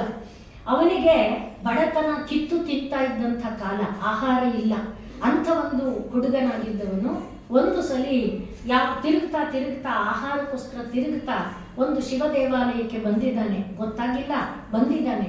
ಅಲ್ಲಿ ಎಲ್ಲರೂ ದೇವರಿಗೆ ಅಭಿಷೇಕ ಮಾಡಿ ನೈವೇದ್ಯ ಮಾಡಿ ಇನ್ನು ನೀರಾಜನ ಮಾಡಿದ್ದಾರೆ. ನೀರಾಜನ ಎಲ್ಲ ಆದಮೇಲೆ ನೈವೇದ್ಯವನ್ನು ಹಂಚ್ಕೊಳ್ಬೇಕು ತಾನೆ. ಅಷ್ಟು ಸಮಯದೊಳಗೆ ನೀರಾಜನ ಆದಮೇಲೆ ಸ್ವಲ್ಪ ಆಚೀಚೆ ಓಡಾಡ್ತಾರಲ್ಲ, ನಾವು ಮನೆಯಲ್ಲಿ ದೇವ್ರ ಪೂಜೆ ಎಲ್ಲ ಮಾಡಿದ್ಮೇಲೆ ನೈವೇದ್ಯ ಮಾಡಿದ್ದನ್ನು ಒಳಗಿಟ್ಟು ಆ ಜಾಗ ಎಲ್ಲ ಶುದ್ಧಿ ಮಾಡಿ ಎಲ್ಲ ಮಾಡಿದ್ಮೇಲೆ ತಾನೇ ಪ್ರಸಾದ ತಗೊಳ್ತೇವೆ. ಹಾಗೆ ಆ ಸಮಯದಲ್ಲಿ ಇವನೇನು ಮಾಡ್ದ, ಹುಡುಗ ನೈವೇದ್ಯನ ಎತ್ಕೊಂಡು ಓಡ್ಬಿಟ್ಟ. ಅವನು ಓಡ್ತಾ ಇರುವಾಗ ಕಳ್ಳತನ ಮಾಡಿದ್ನಲ್ಲ, ನೈವೇದ್ಯನ ಒಂದು ಚೂರು ಹಸಿವು ಕಂಗೆಟ್ಟು ಬಿಟ್ಟಿದ್ದ. ಓಡ್ತಾನೆ ತಗೊಳ್ತಾ ಇದ್ದಾನೆ. ಜನರು ನೋಡಿದ್ರೋ ಇಲ್ವೋ ಅಟ್ಟಿಸ್ಕೊಂಡು ಬಂದು ಹಿಡಿದವನನ್ನ ಬಡಿದ್ರು, ಅವನು ಹಾಗೆ ಸತ್ತೋಗ್ಬಿಟ್ಟ. ಆದರೆ ತಿಂದನಲ್ವಾ ಪ್ರಸಾದ. ಈಗ ತಾನೇ ಹೇಳಿದ್ವಿ ನೋಡಿ, ಭಗವಂತನ ಒಂದು ಸಣ್ಣ ಸಂಪರ್ಕ, ಒಂದು ಸಣ್ಣ ಎಳೆ ಇದ್ರೆ ಸಾಕು. ಆದ್ರಿಂದಲೇ ಕುಲಶೇಖರರು ಹೇಳುವಾಗ ತ್ವದ್ಭೃತ್ಯ ಭೃತ್ಯ ಪರಿಚಾರಕ ಭೃತ್ಯ ಭೃತ್ಯ ಭೃತ್ಯಸ್ಯ ಭೃತ್ಯ. ಎಲ್ಲಾದ್ರೂ ಸರಿ, ಹೇಗಾದ್ರೂ ಸರಿ, ನೀ ಅಷ್ಟು ನೆನೆಸ್ಕೊಂಡ್ಬಿಟ್ರೆ ಸಾಕು, ನನ್ನ ಉದ್ಧಾರ ಆಗಿರುತ್ತೆ. ಹಾಗೆ ಇವನು ತಿಂದಿದ್ದು ಪ್ರಸಾದ ಮಾತ್ರ. ಆ ಪ್ರಸಾದ ಒಂದು ಚೂರು ತಿಂದಿದ್ದಕ್ಕೆ ಅವನು ಒಬ್ಬ ರಾಜನಾಗಿ ಜನ್ಮ ತಳೆದ. ರಾಜನಾಗಿ ಜನ್ಮ ತಳೆದ ಮೇಲೆ ಆ ಪ್ರಸಾದದ ಪ್ರಭಾವ ಇತ್ತಲ್ಲ, ಭಗವತ್ ಸ್ಮರಣೆ ಘನವಾಗಿತ್ತು ಅವನಿಗೆ. ಭಗವತ್ ಸ್ಮರಣೆ ಮಾಡ್ತಾ, ಭಗವಂತನ ಚಿಂತೆ ಮಾಡ್ತಾ, ಭಗವಂತನ ಅದರೊಳಗೆ ಕಾಲ ಕಳೀತಾ, ಹಾಗೆ ಅವನು ಮುಂದೆ ಮತ್ತೊಂದು ಪವಿತ್ರವಾದ ಜನ್ಮ ಪಡೆದ. ಹಾಗೆ ಅವನು ತಪಸ್ವಿಯಾದ. ತಪಸ್ಸನ್ನ ಮಾಡಿ ಮಾಡಿ ಮಾಡಿ ಶಿವನ ಒಲಿಮೆಯನ್ನ ಪಡ್ಕೊಂಡು, ಈಗ ಶಿವ ಅವನಿಗೆ ಉನ್ನತವಾದ ಗತಿಯನ್ನು ಕೊಟ್ಟು, ಅಂದರೆ ಉನ್ನತವಾದ ಸ್ಥಾನ ಕೊಟ್ಟು, ಅವನಿಗೋಸ್ಕರ ವಿಶ್ವಕರ್ಮನಿಗೆ ಆಜ್ಞೆ ಮಾಡಿ ಲಂಕಾನಗರ ನಿರ್ಮಾಣವನ್ನು ಮಾಡಿಸಿಕೊಡ್ತಾನೆ. ಆದ್ದರಿಂದಲೇ ಲಂಕಾನಗರ ಚಿನ್ನದ ನಗರ. ನಮಗೆಲ್ಲ ಗೊತ್ತಿದೆ, ರಾಮಾಯಣ ಓದುವಾಗ ನೋಡ್ತೇವಲ್ಲ, ಲಂಕೆಯಲ್ಲಿ ಕಿಟಕಿ ಬಾಗಿಲು ಇಲ್ಲಿ ಕಬ್ಬಿಣದ ಹೇಳುವ ಎಲ್ಲ ಮುತ್ತು ರತ್ನ ಎಲ್ಲ ಆ ಥರ ತೂಕ ಹಾಕಿರೋದು, ಎಲ್ಲ ಅದು ಮೆಟ್ಟಿಲುಗಳು ಚಿನ್ನ, ಅಲ್ಲಿ ಹುದುಗಿಸಿರೋದು ಪಚ್ಚೆ ಹವಳ, ಆ ಥರ ಅಷ್ಟು ಚಿನ್ನ ಚಿನ್ನ ಚಿನ್ನ. ಅಂತ ಚಿನ್ನದ ನಗರಿ ಯಾಕಾಯ್ತು ಅಂದ್ರೆ ವಿಶ್ವಕರ್ಮ ಕುಬೇರನಿಗೋಸ್ಕರ ನಿರ್ಮಾಣ ಮಾಡಿಕೊಟ್ಟಿದ್ರು. ಆದರೆ ರಾವಣ ಅವನು ಪ್ರಬಲನಾದ್ನಲ್ಲ, ಅವನು ನಾನು ಈಶ್ವರನ ಭಕ್ತ ಅಂತ ಗೆದ್ದನಲ್ಲ. ಆಗ ಅವನು ಬಂದ, ನಿಂಗೆಲ್ಲ ಈ ಜಾಗ ನಡಿ ಅಂತ ಅವನು ಕುಬೇರನನ್ನ ಲಂಕೆಯಿಂದ ಓಡಿಸಿದಾನೆ. ಆದರೆ ಪರಮಾತ್ಮನ ಸಂಬಂಧ ಇದ್ದರೆ ಏನು ನಷ್ಟ ಇಲ್ಲ. ಪರಮಾತ್ಮ ಕರೆದು ಕೈಲಾಸ ಪರ್ವತದಲ್ಲಿ ಪಕ್ಕದಲ್ಲೇ ಜಾಗ ಕೊಟ್ಟ, ಬಾರು ಅಂತ. ಅವನು ಅಲ್ಲಿ ತಪಸ್ಸು ಮಾಡ್ತಾ ಮಾಡ್ತಾ ಅವನಿಗೆ ದಿಕ್ಪಾಲಕತ್ವವನ್ನು ಕೊಟ್ಟ. ಉತ್ತರ ದಿಕ್ಕಿಗೆ ಅಧಿಕಾರಿಯಾಗಿ ಕೊಟ್ಟಿದ್ದಲ್ಲದೆ ಅವನಿಗೆ ತನ್ನ ಆತ್ಮ ಸಖಸ್ಥಾನವನ್ನು ಕೊಟ್ಟ. ಪರಮಾತ್ಮನಿಗೆ ಒಂದು ದಳ ಶ್ರೀ ತುಳಸಿ ಬಿಂದು ಗಂಗೋದಕ ಸಾಕು, ಅವನಿನ್ನೇನನ್ನು ಅಪೇಕ್ಷಿಸಲ್ಲ. ಅದನ್ನು ಇಲ್ಲಿ ಕರಸ್ಥೆ ಹೇಮಾದ್ರವು, ಕೈಯಲ್ಲಿ ನೀನು ಇದನ್ನ ಮಂದರ ಪರ್ವತವನ್ನ ಇಟ್ಕೊಂಡಿದೀಯಾ. ಹಾಗೆ ನಿಕಟಸ್ಥೆ ಧನಪತವು, ನಿನ್ನ ಪಕ್ಕದಲ್ಲೇ ಕುಬೇರ ಇದ್ದಾನೆ. ಮತ್ತೆ ಗೃಹಸ್ಥೆ ಸ್ವರ್ಭೂಜ ಅಮರ ಸುರಭಿ ಚಿಂತಾಮಣಿ ಗಣೇ, ನಿನ್ನ ಮನೆ ಹಿತ್ತಲಿಗೆ ಹೋಗ್ಬಿಟ್ರೆ ಕೊಟ್ಟಿಗೆಯಲ್ಲಿ ಕಾಮಧೇನು, ಉದ್ಯಾನವನದಲ್ಲಿ ಸುರ, ಇದು ಕಲ್ಪವೃಕ್ಷ, ಹೀಗೆ ಎಲ್ಲ ತುಂಬಿಕೊಂಡಿದೀಯ. ಜೊತೆಯಲ್ಲಿ ಶಿರಸ್ಥೆ ಹಿಮಾಂಶವು ಗಂಗಾಯಾಮ್, ತಲೆಯೊಳಗೆ ಚಂದ್ರ ಇದ್ದಾನೆ, ಗಂಗೆ ಇದ್ದಾಳೆ. ಚರಣಯುಗಲಸ್ಥೆ ಅಖಿಲ ಶುಭೆ, ನಿನ್ನ ಪಾದಾರವಿಂದಗಳಲ್ಲಿ ಎಲ್ಲ ಶುಭ ಇದೆ. ಹಾಗಿರುವಾಗ ಕಮರ್ಥಂ ದಾಸ್ಯೇಹಂ, ಏನನ್ನು ನಾನು ಕೊಡ್ಲಪ್ಪ, ನನ್ನ ಹತ್ರ ಏನಿದೆ ನಿನಗೆ ಕೊಡೋಕ್ಕೆ. ಆದ್ರಿಂದ ಆದರೂ ಭವತು ಭವದರ್ಥಂ ಮೇ ಮನಃ, ನಿನಗೆ ನನ್ನ ಮನಸ್ಸು ಅರ್ಪಿತವಾಗಲಿ ತಂದೆ. ನನ್ನ ಮನಸ್ಸನ್ನ ಈಗಲೇ ಈ ಕ್ಷಣ ಎಳೆದು ನಿನ್ನದಾಗಿಸ್ಕೊಂಡ್ಬಿಡು. ಯಾಕೆಂದ್ರೆ ನೆಕ್ಸ್ಟ್ ಮೂಮೆಂಟ್ ಅದರಿಂದ ಈ ಕ್ಷಣ ನನ್ನ ಮನಸ್ಸನ್ನ ನಿನ್ನದಾಗಿಸ್ಕೊಂಡ್ಬಿಡು.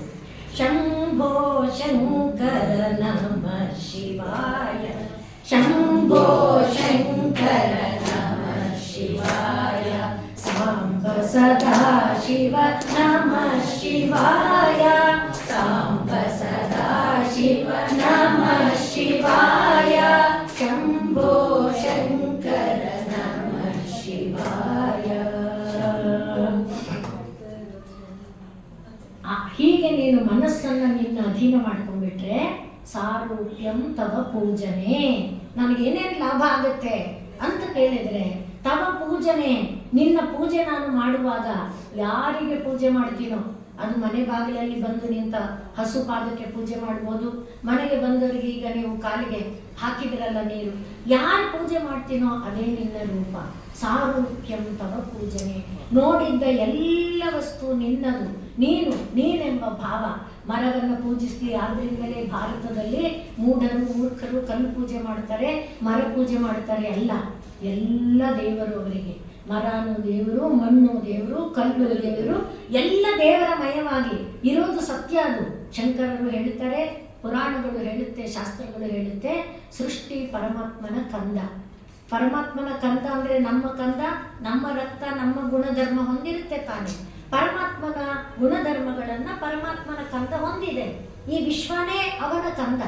ಆದ್ರಿಂದ ಅವನು ಅದನ್ನು ತುಂಬಿರುವಾಗ ಯಾರು ಪೂಜೆ ಮಾಡಿದ್ರು ಹೋಗೋದು ಯಾರಿಗೆ? ಅವನಿಗೆ. ಅದನ್ನ ತಾನೇ ನೀವೆಲ್ಲ ಕೇಳಿರುವಂತ ಮಾತು ಏನದು? ಆಕಾಶಾತ್ ಪತಿತಂ ತೋಯಂ.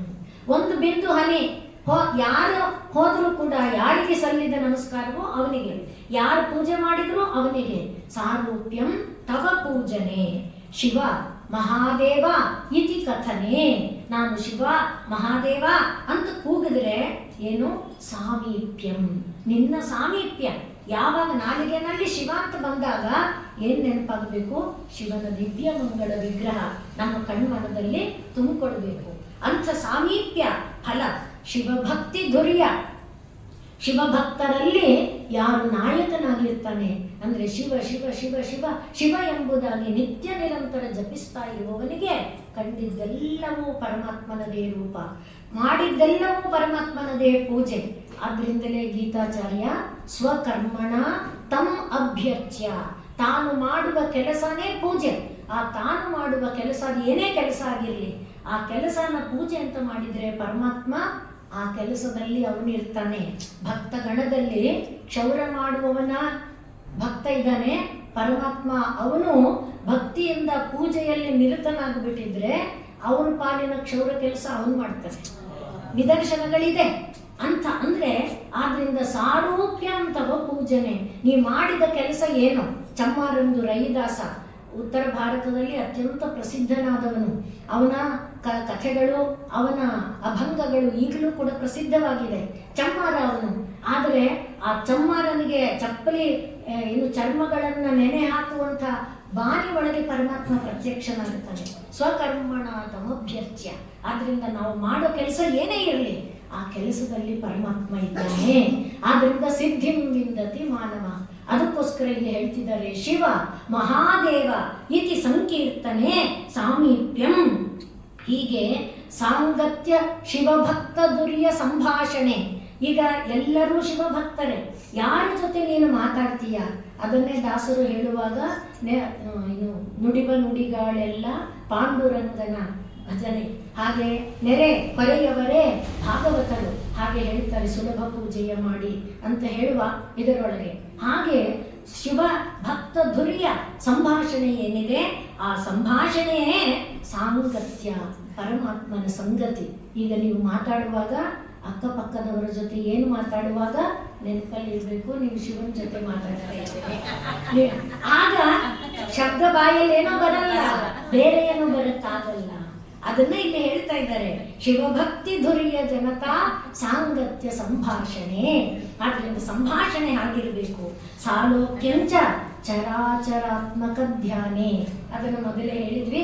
ನೋಡಿದಂಥ ಹುಲ್ಲು ಮಣ್ಣು ಕಲ್ಲು ಗಿಡ ಮರ ಎಲ್ಲ ಸಾಲೋಕ್ಯ.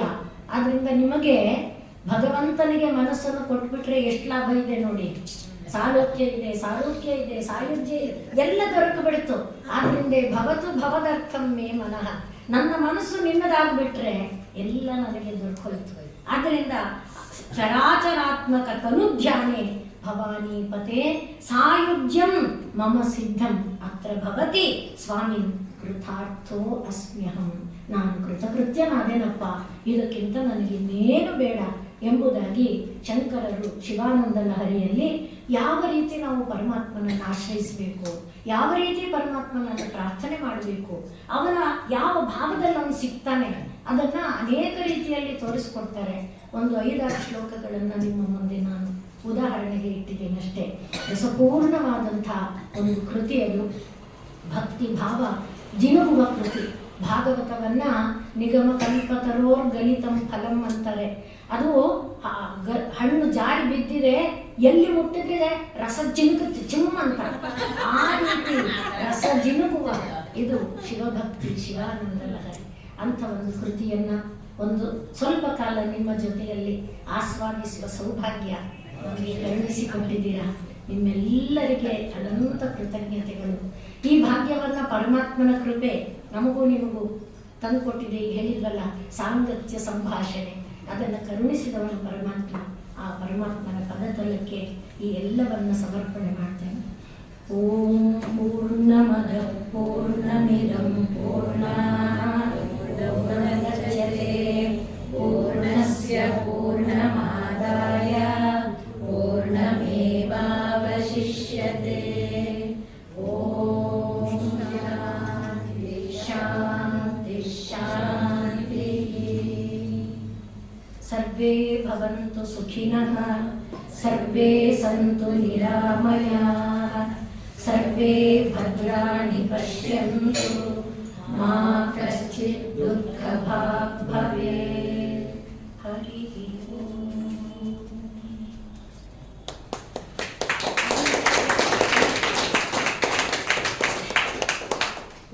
ತುಂಬಾ ಚೆನ್ನಾಗಿತ್ತು.